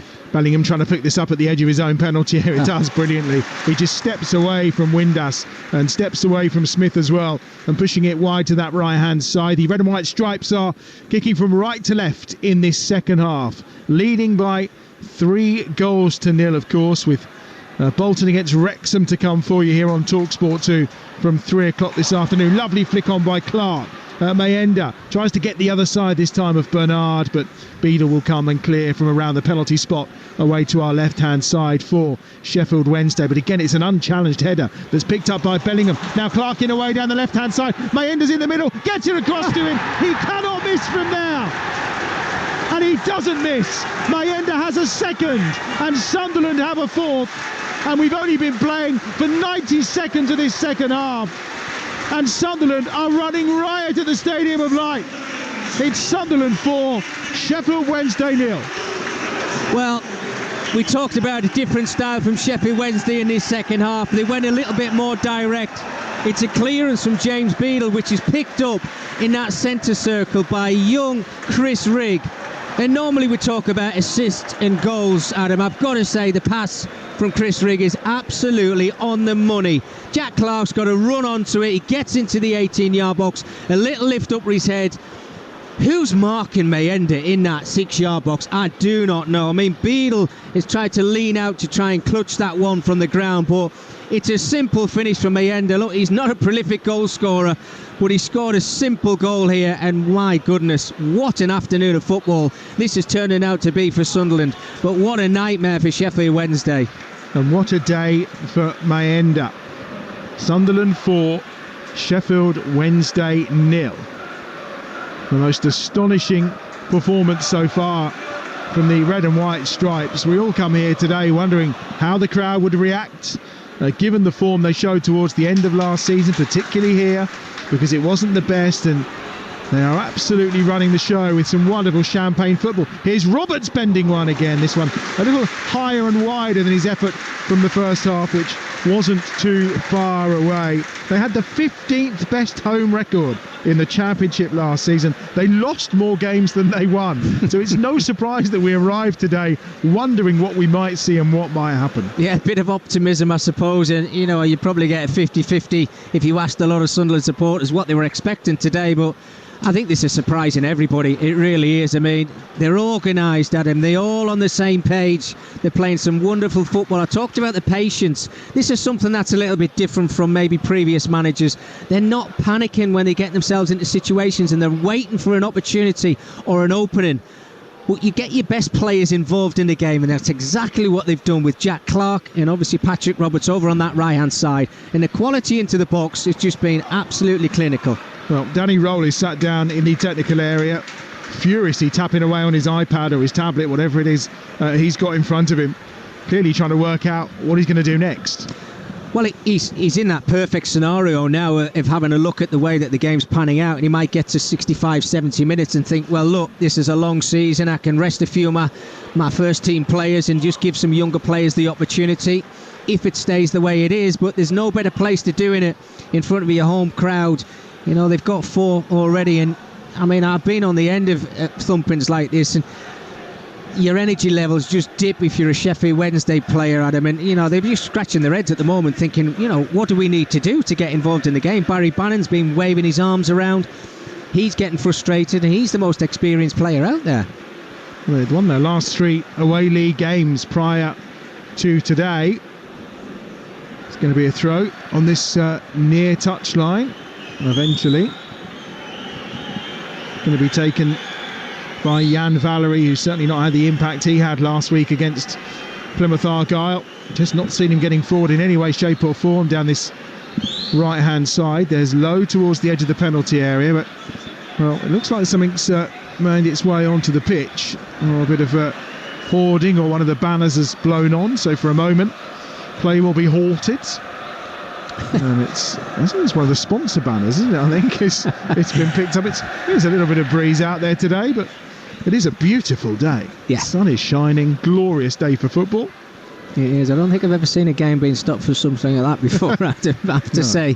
But you're right about the weather. It has been nice. It's normally, you know, there's a huge breeze that swirls around inside of this stadium, but the sun's shining. I don't know what it's like at pitch level for the players, but it's certainly not affecting the Sunderland boys, absolutely. But Danny Rowell, I just wonder, you know, he's made that one change. You know, does he try system change? You know, we're early on in the season. You know, does he actually try and go 3 at the back, or maybe push another midfield player a little bit further forward to ask questions of Sunderland? Because at the moment, nothing seems to be working for them. Well, that's the curious thing. He did play at 3 at the back at times last season when he was trying to sort them out and get them out of trouble and various other issues. But settled on the back 4, had a style that he wanted to play. And one of the things he said in his press conference ahead of this game, when he was asked if, when you're going away to somewhere like Sunderland, a difficult place to go, do you change the way you want to play? And he said, no, the way I want to play is the way I want to play. I wonder if he might have to... He's actually not touching an iPad. I can see what he's doing now. He's moving counters around one of those sticky boards. Old school. Yeah, old school. Doesn't need an iPad. He's just moving players around trying to find a formation that might stifle Sunderland. And I'd say at this point, the way Sunderland are playing, you'd be happy to walk away 4-0. Yeah, no, absolutely. Yeah. And it's like, you know, when you start scoring goals, the confidence starts flowing through the players. I mean, look at that. We're talking about how positive they've been scoring goals and pushing forward. Joe Bellingham has just come back to make a 60-yard run to make a challenge. Absolutely outstanding. And that's what it's all about. You've got to get that balance right of attack and defence. And Bellingham, absolutely superb. Corner on this right-hand side for Barry Bannon is the result of that challenge from Bellingham on Jan Valery. I'm sure that Danny Rowell's thinking, well, maybe if we could just get one back. Probably not quite as defeatist as me at this point when you're 4-0 down with 52 minutes on the clock. Here is Bannon towards that back post, just flicked partially away as far as Michael Smith, who holds the ball up on that far side. Ingleson, left-footed ball across, is a decent one just over the top of the head of Josh Windass, and headed away that time by 09, and headed away well, and then Valery just delivers the ball into the box. Easily gathered by Patterson, and he'll have a chance to clear away to our right-hand side. You listen to Talksport 2, it's EFL Game Day Live, where currently it's Sunderland 4, Sheffield Wednesday 0. Yeah, and it's always easy as when you're winning a game 4-0 to switch off, and I think defensively you've got to stay 100% switched on the game as well, and that's what exactly Alacy's done on a couple of occasions there. 2 really good defensive headers to just clear their lines, but you don't want them, to try and dip towards 75%, so just keep going for it. And as you mentioned, Adam, Sheffield Wednesday making a couple of more changes now. Liam Palmer and Paul Valentin are the 2 players that are coming on to the field of play. So Valentin is going to take this throw on this right-hand side. Probably no surprise that Josh Windass has departed. And it will be a throw, which Valentin will take on this near side. Again, they're just trying to sort themselves out, it looks. And it's going to be Iorfa's coming forward into the box. So I wondered if Ingelsson might have come across to take the long throw, but not on this occasion. Inside the box it goes, picked up by Ingelsson this time. He's got Musaba around him. Valentin will try and get that Turk ball swung in. It's half cleared, will be cleared at the second attempt though by Bellingham, who gets it away. Palmer in his testimonial year will just shepherd that ball out of play, and it'll be a throw down this near side. And Valery, of course, one of the players who's come off. But at the moment, Palmer coming to that right back position. Valentin a little further forwards as Sirkin tries to feed a ball through edge of the penalty area. They want the foul that time on Mayenda. Not given. Smith will flick it on, but there's no one to flick it on to at this moment in time. So again, a slight little change potentially of shape here. Looking like maybe a front three with... Well, they've got five at the back at the moment, Adam, haven't they, Sheffield Wednesday? Whether they're going to stay in that system or not, you know, Liam coming onto the field has worked over to this right-hand side. Liam Palmer I'm talking about now. But, yeah, they need to make those changes, freshen it up, just to make something happen. Down that right-hand side. Here comes Sunderland again. Hume putting it out to Roberts. Roberts cutting on that left foot of his. He really fancies it today, doesn't he? Neil goes out wide again on that right-hand side. Desperately trying to work his way, and this time his Rigg left-footed ball swung over. Bellingham, it's just going to go beyond him. Looking to try and find Clark. Sirkin was over there as well. It's hacked clear, and it will be a throw down this left-hand side, which Clark will take. Often Sirkin is the further forward of the two of them, and it's picked up by Bellingham. Back towards halfway. Elise has it, just gets it across to 09 in the centre circle. Sunderland building from the back, leading by 4-0 on Talksport 2. On that far touchline again, infield they go with Dan Neal, back from Rigg towards Neal again. And Roberts had tucked in on this occasion. Rigg was playing in the wide role, but it's another throw, and it's Sunderland's again midway inside the Sheffield Wednesday half. Yeah, well, they certainly have gone to a 5 Sheffield Wednesday. You can see Valentin and Palmer have come over to this right hand side. Liam Palmer, he was still playing when I was at Sheffield Wednesday, so it's always great when I see him come on the field. As I mentioned, testimonial for him in terms of appearances. He's certainly racking them up. 438th for the club today. What can he inspire? Here's Bannon in the left back position at this moment in time. Gives it short to Max Lowe. Back to Bannon once more. Looks to cut infield with a little bit of pace. Does well. A little nibble at the end there from Rigg. But Bannon still managed to get the ball away and comes down to Palmer on this right hand side. Infield again to Bannon. Bannon's just looking at his options and decides he doesn't have any. He's furious, Adam. Look, he's waving his arms around. Look, there's not. Everybody's starting to hide in a Sheffield Wednesday shirt. They don't want to get in on the ball. They don't want to be the player that makes that mistake. And when you find yourself in that situation, you always find yourself defending more than attacking in a game. And it's a horrible place to be, it really is. Smith lays off to Bannon brilliantly, charged down the left-hand side for Sheffield Wednesday. Jamal Lowe is in the middle. Trying to get there is Musaba, who tries to get the crossover.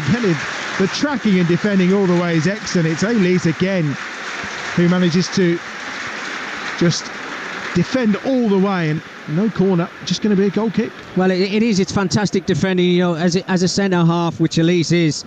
You know, you shepherd yourself across to try and stop that cross, and what you want, get yourself into a really good position. Musaba's obviously got a lot of pace, but it's just being clever as a centre-half. Hold your ground. If you're panicking to put the ball in the box, you get that slight bit of good fortune where the ball then ricochets back off Musaba.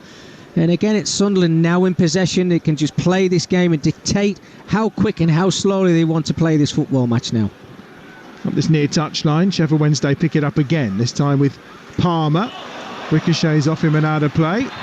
And the throw has gone the way of Sheffield Wednesday. And the assistant on this near side signalled. I think it probably should have been a Sunderland throw, but nonetheless, Musaba again into the feet of Jamal Lowe. Very quiet game for Jamal Lowe, not really seen him involved too much at all. And here's Dishon Bernard. He's maybe taking it on one touch too many as he got towards the edge of that Sunderland penalty area. Mayenda's there, and Bannon's back, sweeping up between the two centre-halves.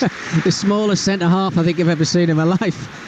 I've seen Bernardo Silva do that on a couple of occasions for Manchester City, but not Rory Bannon. But look, he's so composed on the ball, isn't he? But I think that boils down to frustration, Adam, of Barry not being able to get involved in the game in those midfield areas. You know, he's dropped a little bit deeper just to try and dictate things. But they need it in the opposition's half, not in their own half. Valentin gets it out wide to that left-hand side. Low slips it down that far touchline. Chance maybe for Valentin, who continued his run here. Pulls it back towards Musaba. Cleared away from the edge of the 6-yard box. Only out as far as Bernard, and then to the feet of Bannon. Back to Bernard again. Ayouf is inside the centre circle, but Bannon bypasses him and finds Palmer on this right-hand side. 10 yards inside the Sunderland half. Back towards Bannon again on that far touchline. Bannon in short to Jamal Lowe. Clips it forward to Musaba. Little layoff to Jamal Lowe again. Towards Smith at the edge of the penalty area. And Elisa crosses, getting it clear once more from inside his penalty area. Just trying to keep Sunderland hemmed in their own half at this moment in time. 59, almost 60 minutes on the clock. It remains 4-0 to Sunderland. In terms of possession, probably the best spell of the game for Sheffield Wednesday right now. Yeah, it is. I mean, this is what they have to try and do. Just get everybody a touch of the ball, and they're trying to compose themselves a little bit, but time is running out. I know they brought Michael Smith on through the middle of the park up front. He's not really been able to get involved in the game as of yet because of Elise, who's basically stood alongside him. He's been absolutely outstanding in the last 4 or 5 minutes, but I still think Sheffield Wednesday have got to get these wide players involved in the game. Valentin now on this right-hand side and Low over on that left-hand side, but they've got to show more movement. I said before, people are coming towards the ball, but they're hiding. They don't want to get involved when they certainly get into that final third in Sunderland's half. It's almost been like Barry Bannon's ball they've been playing with for the last 5 or 6 minutes, because he always seems to have the ball at his feet, but nothing doing for them so far. He's got it again. Forward it goes to Jamal Lowe this time. Of course, he was on loan at Swansea last season. 9 goals scored on his debut for Sheffield Wednesday last week, and again the attempted skill by Musaba doesn't come off. Loses possession. Sunderland get it back, and Clark and Sirkin try to combine down this near side, but Valentin does enough to win it back, and Ingelsson, and now Valentin will try and drive forward. Little layoff from Smith down the right hand side. Palmer, chance to deliver maybe. It cuts it back to Valentin, 25 yards out, right hand edge of the box. Just closed down immediately by the hard working Jack Clark. He just denies the space for Sheffield Wednesday to try and put a ball into the penalty area. Yeah, it's excellent from the wide players. Patrick Roberts on the right hand side and Jack Clark over here on the left, just getting himself into a good position. You know, it's never nice as a wide player being a defender when you've been asked to do a job for the team, but they've certainly put a stint in the 2 wide players from Sunderland today in the attacking side of things and also defensively, and it's a real help for full-backs if you've got everybody on the same page, and that's certainly been the case for Sunderland today. There's no doubt about it. Don't forget, Bolton against Wrexham is live here on EFL Game Day, live from 3 o'clock this afternoon. We'll build up to that once we're done here at the Stadium of Light. More Premier League action for you tomorrow night over on Talksport. Exclusive national radio commentary of Leicester against Spurs. Mark Albrighton amongst our team for that one over on Talksport. That's tomorrow night from 7 o'clock. A long ball forward here for Sheffield Wednesday, and Smith is just held up as he tries to gather possession, and it'll be a goal kick to Sunderland away to our right hand side. 62.5 minutes played then. Sunderland leading here by 4-0. As we mentioned, next up for Sheffield Wednesday, they're at home at Hillsborough on Friday night under the lights, live on Talksport 2 against Leeds United, in a game that, well, both of them will be desperate to win, that's for sure. The clip out from his own penalty area by Patterson just wins his side a throw on that right hand side. Well, you just worry about a lack of concentration, and I think that's Reggie Labree's got to say to his players, look, make sure you keep your energy levels up and stay sharp, because it just takes that one moment to let Sheffield Wednesday back into the game and you start to panic a little bit. They're probably thinking in their heads now, look, the game's done, we've picked up 3 points, but I think the most important thing on top of this now, Adam, is just try and keep a clean sheet, and it tops off the whole afternoon. You know, you come away from the Stadium Light, everybody will have a smile on their face. They'll want to enjoy themselves this afternoon when they leave this stadium, and at the moment that's exactly the position they find themselves in. Last 10 minutes, 73% possession for Sheffield Wednesday, but they've only managed 1 shot on goal in that period. So they can dominate all they want the numbers, but they trail here by 4-0, and that's the only stat that really matters this afternoon at the Stadium of Light. Bannon has the free kick for Sheffield Wednesday. It's probably about 20 yards inside the Sunderland half. Plenty of options forward then. Iorfa, Bernard, Smith, they're all in there, and well, that's unlike Barry Bannon. He's just drifted that straight into touch on this near side, and it will be a goal kick away to our right hand side. Yeah, you're right. It's not like Barry Bannon at all, and again, even his body language, and he works his socks off every time I see him play, and that's why they absolutely adore him at Sheffield Wednesday. I mean, his time there has been sensational, but his quality's just not been there at all, and I think it boils down to, he's not got anybody in front of him that are willing to, to go that extra yard, if you like, and I think that's a real concern for Danny Rowell. I really do, going forward. Palmer just wins that midway inside his own half, finds Ingleson. Valentin on this right-hand side, just short of halfway for Sheffield Wednesday. Back towards the edge of his own penalty area where he finds Iorfa, and then Bannon once more. Goes square to Iorfa again, who, like Bannon, holds his palms out and says, anyone want it? Short to Ingleson. Now down the right-hand side, Valentin. Forward by Palmer. Not the best of balls as he was trying to chase on. And Sunderland will gather possession again with Patterson away to our right-hand side. Down beneath in the dugout, Danny Rowe is again moving counters around his magnetic board. At 4-0 down with 64 on the clock. Deck tears, Titanic spring to mind, really. Yeah, they do. I mean, if you're Eliza Mayenda, you don't want Sunderland to switch off. You don't want them to go through the motions because, he's on a hat-trick, isn't he? And you first start at home in front of the Sunderland supporters. I mean, coming away and taking the match ball will be absolutely brilliant. It would just top off a brilliant performance from the young man. And he'll be hoping that he does get maybe just one more opportunity before the final whistle goes. Still a long way to go. He had a good loan spell at Hibs last season. And he started these games as the first choice, despite other options, of course. Rezin and Mundell potentially could have been options. It is an area they do, I wouldn't say look light in, but they look light in experience, don't they? And a heavy goal scorer. Yeah, but they've not replaced Ross Stewart. I think that's what everybody was kind of hoping for. There was a couple of loanees came in. Geldhart came in from Leeds United, never really worked for him. So I think they're still maybe searching for that striker who's going to get the goals. But look, you keep telling the manager that, you're good enough. Here's a chance maybe for Roberts, cutting inside the penalty on his left foot, bends one again. Well, I would say he's getting closer, but I think he's potentially getting further away each time. But he's desperate to get on the goal-scoring Roberts on that left foot of his. Again, wide of the right-hand post. It is. It's not many games when Sunderland do score a lot of goals where you see Roberts and Jack Clark not on the score sheet. But I think, it's down to other players today, I have to say. And you're right, Patrick's probably first opportunity in the first half that dipped over the top of the crossbar after a wonderful move was probably his best.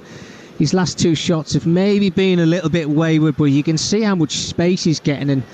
And just to top the worries that Sheffield Wednesday have got, they look like they've got injury concerns now as well, Adam. Yeah, they have. I think it may be Max Lowe, potentially. If it's not Max Lowe, it could be Dishon Bernard. They're crowded away. Barry Bannon's in the way at the moment. The player's on the floor. So they are about to make a couple of changes anyway. Ugbo is going to come on. And Marvin Johnson as well. Looks like he's going to enter the fray down beneath us. So I don't think we're going to see Charlie McNeil today, despite him scoring a couple of goals in midweek. And the referee and the physio's not arrived yet. No, they are coming, but they're coming the long way round. Obviously, yeah, I think it's Dishon Bernard who's got the problem. And it's potentially a change of thought process then with the substitute. So they'll hang for a moment before making that double change. It allows the Sunderland players just to take on board some volumes of water. And I can remind you of some of the live football coming up this week. As I mentioned, it's Leicester against Tottenham is our exclusive Premier League game tomorrow night. Leicester back in the Premier League. Steve Cooper in charge, of course. And Spurs, well, they tailed off towards the end of last season. Well, they got to offer Dominic Solanke potentially making his first start in a Spurs shirt. Danny Murphy and Mark Albrighton alongside Adrian and Sam for that one. Tomorrow night over on Talksport. And then we're back into EFL action Friday night. Sheffield Wednesday Leeds here on Talksport 2. And on Saturday, a choice of listening for you Saturday lunchtime. Brighton against Manchester United from the Premier League. is exclusively on Talksport with Sam and Darren Bent. And then here on Talksport 2, it's Queen's Park Rangers against Plymouth. And then on next Sunday, Swansea against Cardiff as well. We've got that live for you at 3 o'clock next Sunday afternoon too. Ugbo's coming on. Max Lowe is the player that's departing as well. It is a double change with Marvin Johnson coming onto the field of play as well. And we're midway through the second half. And that double change for Sheffield Wednesday. And just Johnson obviously go out to his usual position out wide on that left-hand side. It looks like Bernard is okay to continue. Jamal Lowe, of course, the player also withdrawn. So both Lows have gone, Max and Jamal. And let's see if Ugbo can have the kind of impact that he had towards the second half of last season for Sheffield Wednesday. Of course, scored goals as well for Cardiff in the first half of last season when he was on loan there too. Looks like a use of hand there, but the referee not interested. Mayenda looked like he used his arm to control it. Iorfa's in close attention. He was adamant he did.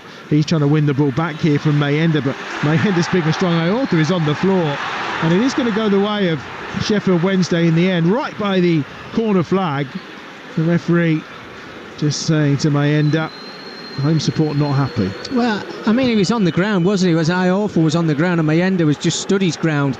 Yes, he lost possession of the ball, but as Iorfa went to ground, I mean, his arms holding on to the ball, and you can hear the frustration from the Sunderland supporters because the ones who are right in front of it can see exactly what's happening. I think that was a bit of a let-off for the defender. Free kick taken by Beadle then into the final 20 minutes of this game. 4-0 Sunderland lead on Talksport 2. Bannon just beaten to it that time by Rigg. Breaks to Dan Neil inside the centre circle. Slips it forward to Rigg. Steps away from Bannon. Rigg's got Roberts out to his right-hand side. Finds him. Roberts towards the angle of the penalty area. Looking to bring it forward again. He's got Hume inside the box. Hume back to Roberts. Roberts can't quite get the shot away this time. An important foot in from Ingelsson. In fact, Sheffield Wednesday get it up to Smith quite well. Ugbo goes on in advance of him on that far side, trying to win possession again for Sheffield Wednesday. And it's going to be a free kick. Johnson's out on that far side. Musaba there too. And it's Bannon who just collects it again for Wednesday. Yeah, and the improvisation at times from Chris Rigg in that midfield area. You know, he's got a ball played into a midfield, fired into him, and his first touch is outstanding, and then just plays a simple ball out to Patrick Roberts. And again, the invention from him when he gets into the 18-yard box, the little back heel, it's cheeky, but they're the type of things you can actually try and get away with when you're 4-0 up. And when you're 17.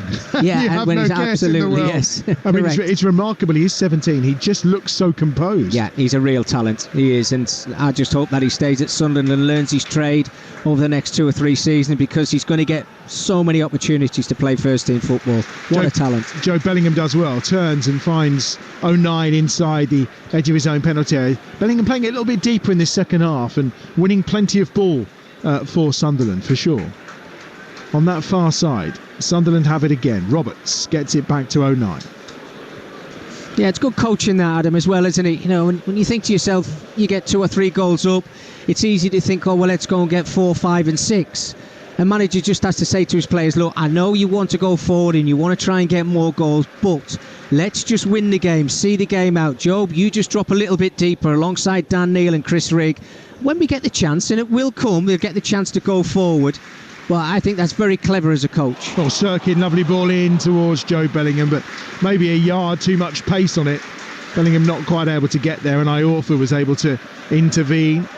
Palmer gets it back to Beadle, not the best of clearances from Beadle. Ingelsson does well this time, gets it out wide to that left-hand side. Johnson's there, and in the space was Musaba, who's furious it didn't come to him, and then Johnson runs into, on that far side, Rigg again.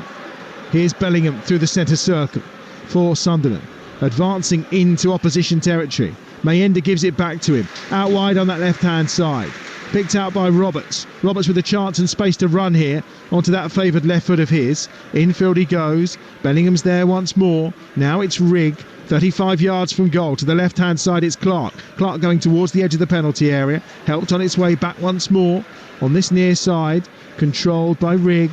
He's just going back and happy to find 09, and everyone hemmed inside the Sheffield Wednesday half, despite the fact with around 16 minutes to play here at the Stadium of Light, it being Sunderland 4, Sheffield Wednesday 0.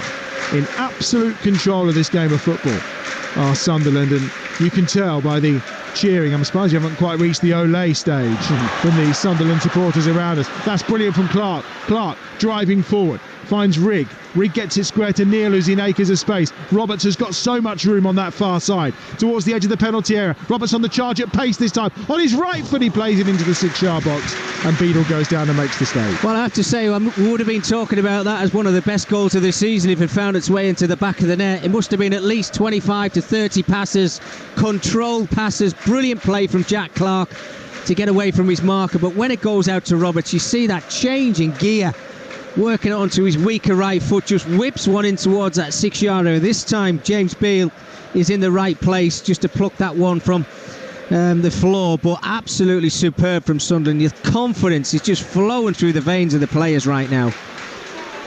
And all we're seeing is hand gestures and rage towards each other in the Sheffield Wednesday side as things stand. Frustration across the board, really. Here's Johnson. Wasaba's gone outside in this time. He gets the pass that he wanted. Now on the charge. Wasaba towards the edge of the box. Brilliant tackle from Hume. And now the breakaway on maybe for Roberts. Mayenda inside. Looks to cut across. That's clever. Just let it run across him and then look to switch play. But the final pass looking for Jack Clark wasn't quite up to scratch. Yeah, all started from that brilliant challenge from Trey Hume again over on that right-hand side. Got to time those absolutely perfect, but winning it then, keeping you cool and just playing a simple ball up the line towards Patrick Roberts. And Mayenda just tried to pick out Jack Clark. He did make the run, but he didn't get that curl on it to get away from the defender. But as you mentioned, Adam, the Olays are all coming out now, and I'm sure it's a matter of time before they start doing it when the passes start being complete. But I'm so disappointed in Sheffield Wednesday. I think they've been absolutely shocking today. I think their body language has been poor. I was expecting so much when I came through the doors at the Stadium like today. Look, if they're going to challenge for those playoffs, and it is early doors, I know, and it's very hard to judge, but they have to be better than this. It's been a really poor performance from them. Thoughts of the former Sunderland and Sheffield Wednesday fullback Mickey Gray, of course, who's alongside me, Adam Bridge, here on Talksport 2 for you this afternoon. Still to come, Bolton Wanderers against Wrexham. That's underway at 3 o'clock as EFL Game Day Live continues on your home of the EFL, Talksport 2. Around 150 live games we'll be bringing you this season from across the EFL. More League One and League Two games, hence why we're dipping into League One later on this afternoon. And if you do like your rugby league as well, don't forget the Magic Weekend going on at Elland Road. We've got coverage of the Catalan Dragons against Hull KR for you later, and that's followed by Huddersfield Giants against Castleford Tigers. Mayenda has committed a foul as he's about to bear down on Beadle in the Sheffield Wednesday goal, and it'll be a free kick for Sheffield Wednesday. Well, we did get the Olays, and it nearly finished it off with Mayenda's great run in behind, but Aofa's just showed great pace to get back into a really good position, and it was a foul. It was the right decision, and we talked about those changes for Sunderland. Yeah, maybe come a little bit later than expected, but a couple of players being given an opportunity, and that's the position that Sunderland and Reggie LeBlanc can find themselves in. They've been absolutely fantastic today, and there's still time to go yet. Yep, here comes the change, and it's going to see Adil Oishish come on. That's the first of the changes, replacing Chris Rigg, and I mean, they're on their feet around the Stadium of Light for Chris Rigg, which is probably no great surprise, is it? Perfectly understandable, you'd feel. And the other change that's about to be made, we'll see the introduction of Nazari Rusen is coming on as well. No hat-trick for Mayenda then. No, unfortunately not, but he certainly walks off this football field today being very proud of himself because it was an excellent performance. His first goal was absolutely outstanding, super finish. His second one was just a poacher's goal. Great play from Jack Clark down the left-hand side, so he can come off the pitch and think, well, I've done my bit for the team today. I'm a striker, I need to get goals, and that's exactly what he's done today. Absolutely brilliant. Yeah, it really has. Terrific performance. Couple of changes then. And now down this right-hand side, Sheffield Wednesday. Maybe they can just try and find themselves a consolation goal in this game and capitalise on those changes that Sunderland have made. There's a game underway, by the way, in League 2. Fleetwood leading Notts County by 1-0 as things stand. And it's going to be a throw here inside the penalty area. Ingleson's coming after it. Palmer keeps it alive. Does he? No, he doesn't. He puts it out of play. But will be a goal kick away to our right-hand side. So Maenda and Rigg, the two players going off for Sunderland. And they've just been so good, haven't they? 19-year-old, 17-year-old. And I know we talked before the game about, how long can you keep bringing these youngsters through, but there's two great examples. There are two great examples of those two youngsters who were, quite outstanding today and clearly have very bright futures.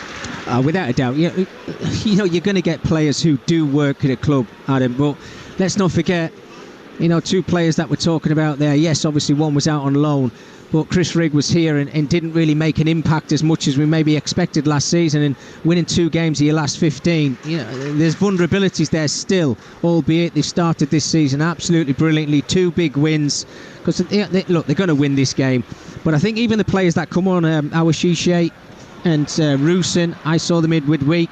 You've got to prove a point to the manager that you want to push for a first team place, and let's hope that that's exactly what Reggie Labrie gets. They were desperate for a free kick on that far side, Sunderland. It wasn't coming, though. It was Dominic Iorfa who won the free kick in the end, much to the frustration of those around. Just a touch over 40,000 here as well. Yeah, and it's always nice. Well, race on here for Michael Smith, edge of the penalty area on his left foot, tries to get the shot away. No, he doesn't. Well, I'm not sure what he was trying to do. Instead of trying to get the shot away, he had 2 or 3 touches. He had 2 defenders around him, and in the end, he's won his side a corner. But in one of those moments, you just thought he was on his left foot. Just unleashed the shot. Well, you're centre forward. You've got him behind Sunderland, probably for the first time in the game. He's looking at the goal. Yes, he's on the edge of the 18-yard box, but get your shot away. But the defending from Sunderland, I think it was 09, Hume, Alesi, getting themselves back into a position. Soon as Smith took that touch, his opportunity had gone. Yeah, you wouldn't have thought it was 4-0 at that point. Corner swung over. Right-hand side. Here's Palmer back in, headed away onto this near side and picked up by Rusin. Rusin's given it away, picked up by Ingleson. Bannon on his left foot, 25 yards out. Ingleson, right edge of the box, left-footed ball clipped in, headed away comfortably by Sirkin. Clark will look to pick it up here midway inside his own half.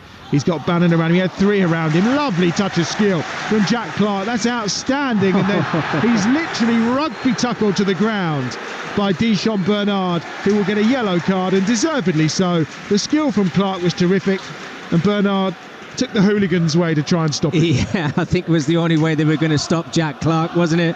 Great feat. I mean, he's enjoying himself, as the rest of the Sunderland players are right now, because they know that they've got the job done, and it's wonderful to watch. And you want to see young players expressing themselves, enjoying themselves.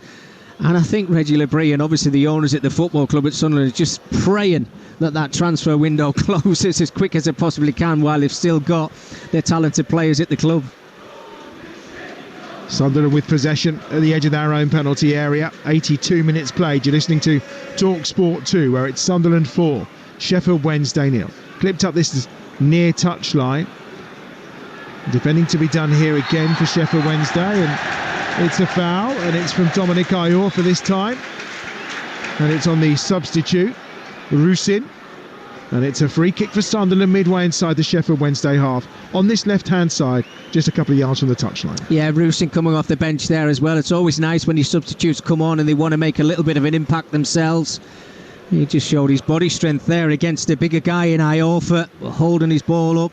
And when he goes to ground, it's a simple decision for the referee to make.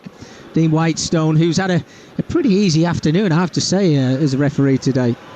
He has, and some good calls from his assistants as well have helped him out, which is always quite handy. I don't know about you, but certainly watching some of the Premier League action from the weekend so far, and obviously VAR doesn't apply in the Championship, so you tend to see referees refereeing with freedom and control anyway. Yeah. I just thought in the Premier League the referees look almost a little bit more assertive, as though they don't feel like every decision they make is going to get scrutinised.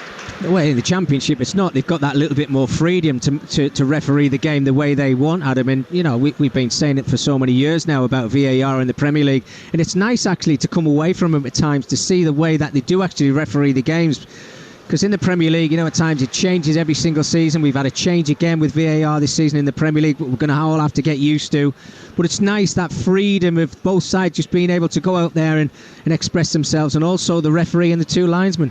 Yeah, very much in our EFL briefing that we had at the start of the season, there was no rush with regards to VAR in the Championship. It's certainly not something that's being actively pursued at this moment in time. It's always there in the background, of course, as Bellingham puts it forward to Clark down this near side, and Palmer's going to get a yellow card there, surely. No attempt to play the ball. Clark is manhandled to the ground this time, and it's going to be a free kick for Sunderland, 10 yards inside their own half. Another change coming. We're going to say Romain Mundle coming on, and he's going to replace Patrick Roberts, who again, they're all standing around us. I think everyone's going to get a standing ovation when they leave. Nicky, you might even get a standing ovation when you leave here today. I'm not sure about that anymore, Adam. But yeah, they all deserve these standing ovations, whichever player's coming off the field. And Patrick Roberts has done his part today, hasn't he? The set piece was absolutely outstanding for the Cirkin goal. And he's played his part defensively as well, putting his shift in for the team. And this is what they appreciate, the Sunderland fans. You know, it's not all about when you just pick up the ball and show us how good you are. You have to help out defensively, and he's certainly done his job over on that right-hand side. 21-year-old arrives, only league goal against Southampton. That was in a 4-2 loss last season, but he's on, and another body exchanged for Sunderland. Give them some time. 85.5 minutes on the clock. They lead 4-0 against Sheffield Wednesday. Liam Palmer was booked, him and Bernard. Another foul on Clark. He's going through the mill. I think he's going to have to get used to that, Adam, isn't he, Jack Clark? Because, you know, he's going to be targeted, pinpointed by opposition whenever he plays against them. You give him half a yard and he gets away from you. There's no catching him. So you've got to get in his face, shut him down, and there's going to be a lot of contact with Jack, and he's going to have to get used to it, if he not already is, because he's had it in the past. Interesting where he's fouled though there, isn't it? Midway inside his own half. They're worried about him when he's that deep because of the damage that Jack Clark can do sometimes. No, absolutely. And I think, you know, one of his strengths as well, Jack's, is running from deep. You know, he can make up the ground 60, 70 yards. He loves running with the ball. Probably one of the best in the league at doing so. Here's Ugbo. First real touch for him for Sheffield Wednesday. Towards the edge of the penalty area. Ingleson out wide to the right-hand side. Valentine's there. He's got 3 black shirts to aim for. Now Palmer arrives, gets it across, and it's deflected behind. Desperate defending inside the penalty area from Joe Bellingham. And here they are, they're 4-0 up. There's, 3.5 minutes to go, and they're defending for their lives, conceding a corner. Yeah, it's brilliant. And I love that, because, you know, clean sheets are almost as good as winning football matches, and how important they are to a team. And if a manager drills that into the players to say, look, let's not concede goals, it doesn't half feel good when you walk off the field. Bannon to deliver the corner from this right-hand side for Sheffield Wednesday. What's he got in that left foot wand of his this time round? And now there's just a little bit of shoving and grabbing inside the box, and Dominic Iorth in the thick of it again for Sheffield Wednesday. Luke O'Nien, I think, is the man who's marking him. Left-footed Bannon. Keeper tries to come for it, gets something on it, which was important in the end. And here's Clark again on this left-hand side. Bannon's the one who's closing him down. Clark with his right foot, though. Oh, what a ball to switch play to Mundle on that far side. Hume is there, and Hume will go forward again. And Sunderland just trying to play out the press being applied by Sheffield Wednesday, and they do it with Bellingham on that right-hand side, who gives it short to Hume again. Just happy to move the ball around, as picking it up that time was Resin.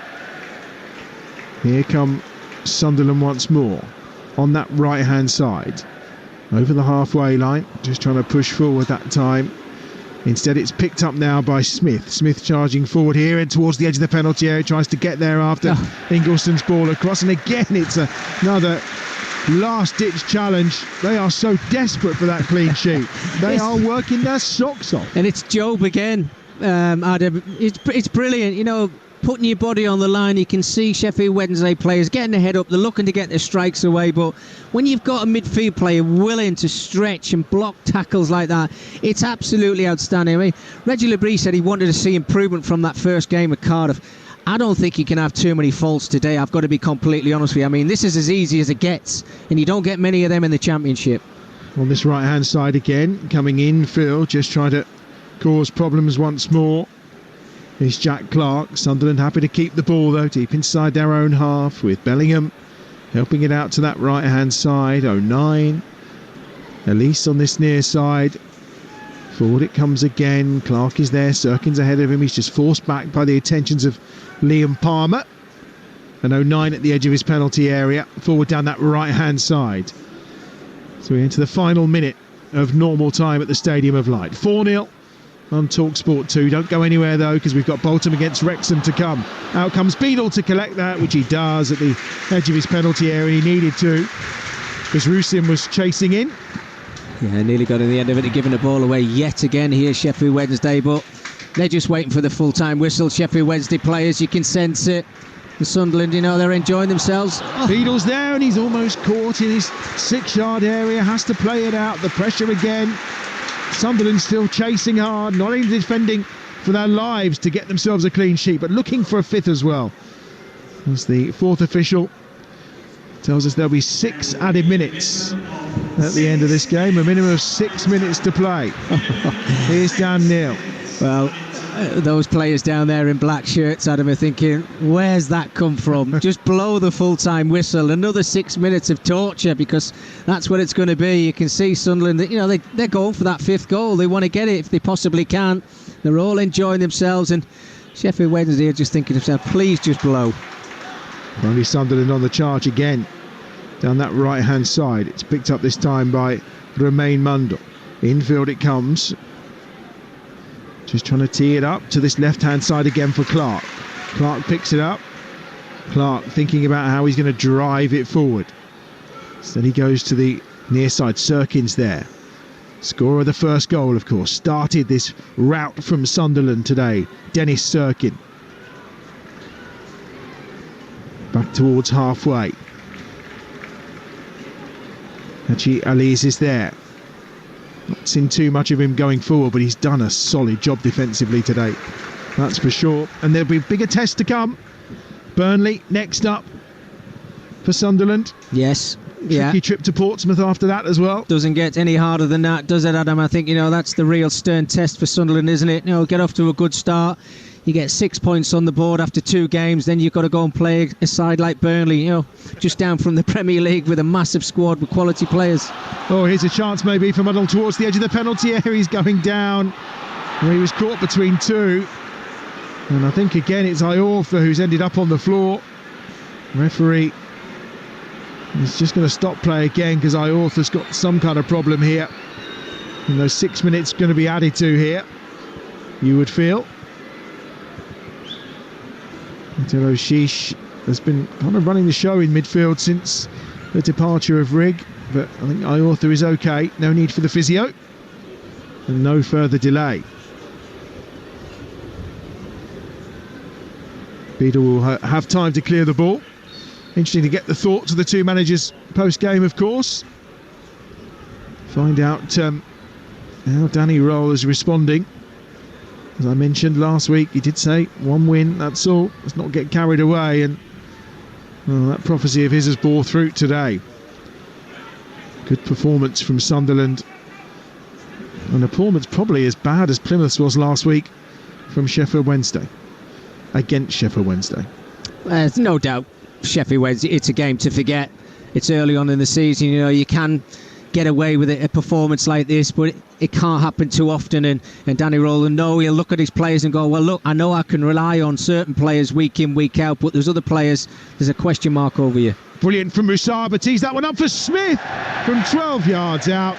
And if anything ever sums up the day Sheffield Wednesday are having today, that is it. On a plate for him, 12 yards on his left foot. and he skied it over the crossbar. Well, it does sum up their performance. I know Michael Smith came off the bench and he's had a couple of little sniffs at the Sunderland goal, but that was his real opportunity. If anything, Adam, he's just got to hit the target. I mean, it's a really poor finish. It's on his left foot. Whether he's not feeling confident with that left foot at the moment, but that is as poor as it gets. It really is. And as you said, it just sums up their performance. Yeah, Musaba did brilliantly with the pullback. Literally was perfection for Smith, but he couldn't find the target. And we've had nearly 4 minutes of the 6 added at the Stadium of Light. 4-0 to Sunderland. Again, Bellingham up winning it. Sirkin helping it on its way. Here's Clark. Clark on the charge. Is he going to try and find something on his right foot? Mundell towards the edge of the penalty area. Gets his shot away. And when he was caught afterwards, the referee says play on. Beadle gathered it. And here comes Sheffield Wednesday down that left-hand side.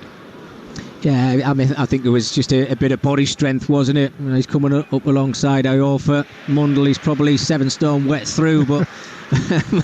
Yeah, at least it's nice to see him come off the bench. I thought he was really poor in midweek against Preston, but he's showing signs of ability today. Clark gets it out to Oshish. Well, given away. Ugbo inside the centre circle. He's not really had an impact for Sheffield Wednesday. And there aren't too many of the subs that have. Valentine on this near side. Back to Palmer on halfway. Infield to Ingleson. Ingleson out again on this near side to Palmer. Back to Iorfa. To the left they go to Bernard, 10 yards short of halfway for Sheffield Wednesday. All in that black strip today. But it's the red and white that's shining bright for Sunderland as Bellingham's back doing some defending again. Ayles almost makes some contact. Valentine edge of the penalty area. Sips it to this right-hand side. Musaba with a cross. And it's going to be another corner. And it's Joe Bellingham again. Yeah, and it's okay, these Sheffield Wednesday. But look, the last couple of minutes, they've looked really sharp. But I think they've said in their own heads, look, the game's finished. I might as well just go and try and express myself at the end of the game. You know, a couple of chances. Smith should have hit the target. Again, you know, Musaba looking really lively. Put a decent ball into the box. A little bit of a threat from Sheffield Wednesday, but too little too late, I have to say. Bannon to deliver down this right-hand side. Left-footed. Swung towards the edge of the 6-yard box at the front, and Jack Clark gets the first header away, and now Jack Clark maybe can break down this left-hand side. Ingleson's after him. Clark, has he got the legs? He just checks his run. He goes down. No foul, says the referee. Yes, there was a foul in the end between Ingleson and Bannon. And we tick round to 6 minutes played, and it will be a free kick for Sunderland. And this will be the last action of the game, I'm sure. In fact, he says, no, let's not bother with a free kick. There's the final whistle. And it is the red and whites who get the better in the sunshine at the Stadium of Light. A terrific performance from Sunderland. 4 super goals, some champagne football at time, and this shows why we love the Championship.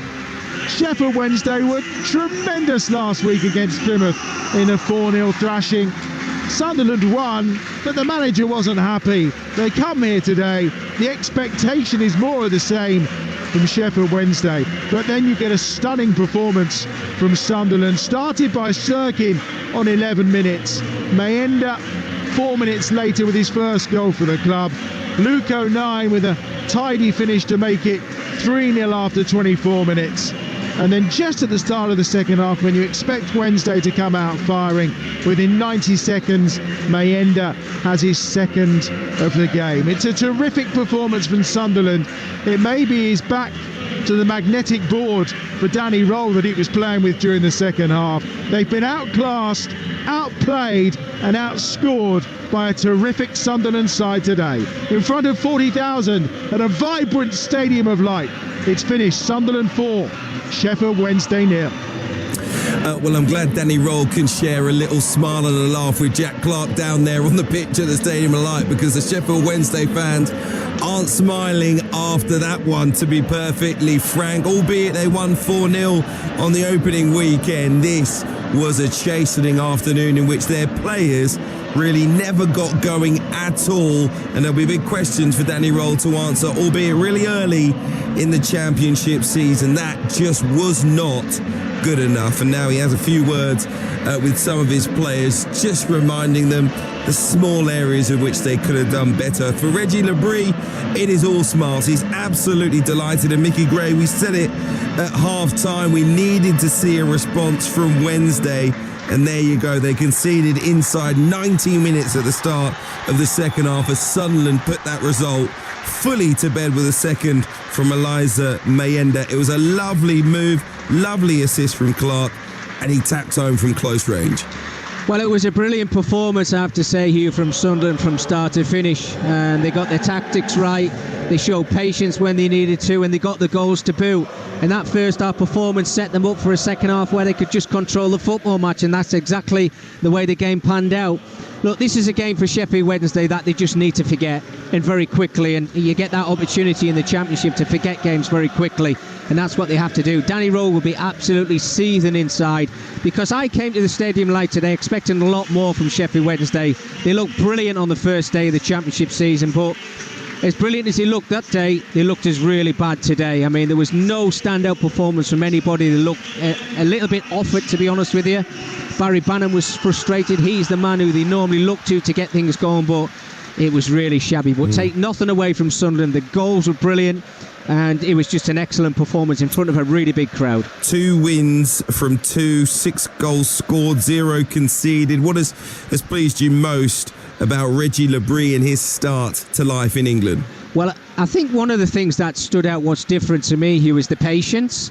You know, they see the players when they're on the ball, they don't panic, they wait for their opportunities, they like to make these little triangles. Everybody looks confident on the ball, and when they get it into those wide areas with Patrick Roberts and Jack Clark, they look a real threat, and they can cause problems to a lot of sides in the Championship. I know they've got some tough games coming up, but it's all about what's in front of you. They got the job done today, and as I said before, we're 40,000 here today. It just shows, if you get it right at this football club, there's no better place to play football. Burnley, the leaders, up next for Sunderland. They can carry some real confidence into that one. It's a big opportunity for them, of course. It's also a big test, though. Oh, without a doubt, yeah. I think everybody looks at Burnley as the standout favourites to win the Championship this season. I mean, they've scored goals themselves in the couple of games they've played, Hugh, haven't they, as well, and looked really impressive doing it. They've got a massive squad, Burnley. There might be a few changes before the transfer window closes, but they're still going to be my favourites to get promoted again from the Championship, without a doubt. And I think they'll probably go close to over 100 points doing so as well. So that's a big test for this young Sunderland side. Average age of, 23 years and 352 days. So that just tells you the way that this club's being run. But if you can put in performances like that, the crowd will keep coming. They'll get behind you and make that 12th man. It was a really good showing today. Wonder what the atmosphere will be like at Hillsborough on Friday night. We will be with you live on Talksport 2 to bring Leeds' trip to Sheffield Wednesday. What do you think Danny Roll will be feeling about this afternoon, and certainly what does he want to eradicate before Leeds come to town? Well, he'll try and forget this as quick as he possibly can, but he won't want his players to forget, Hugh. That's the main talking point when he's in that dressing room, half-time and full-time. You know, he'll give them a thorough rundown of what's happening in the next couple of days, I'm sure of that.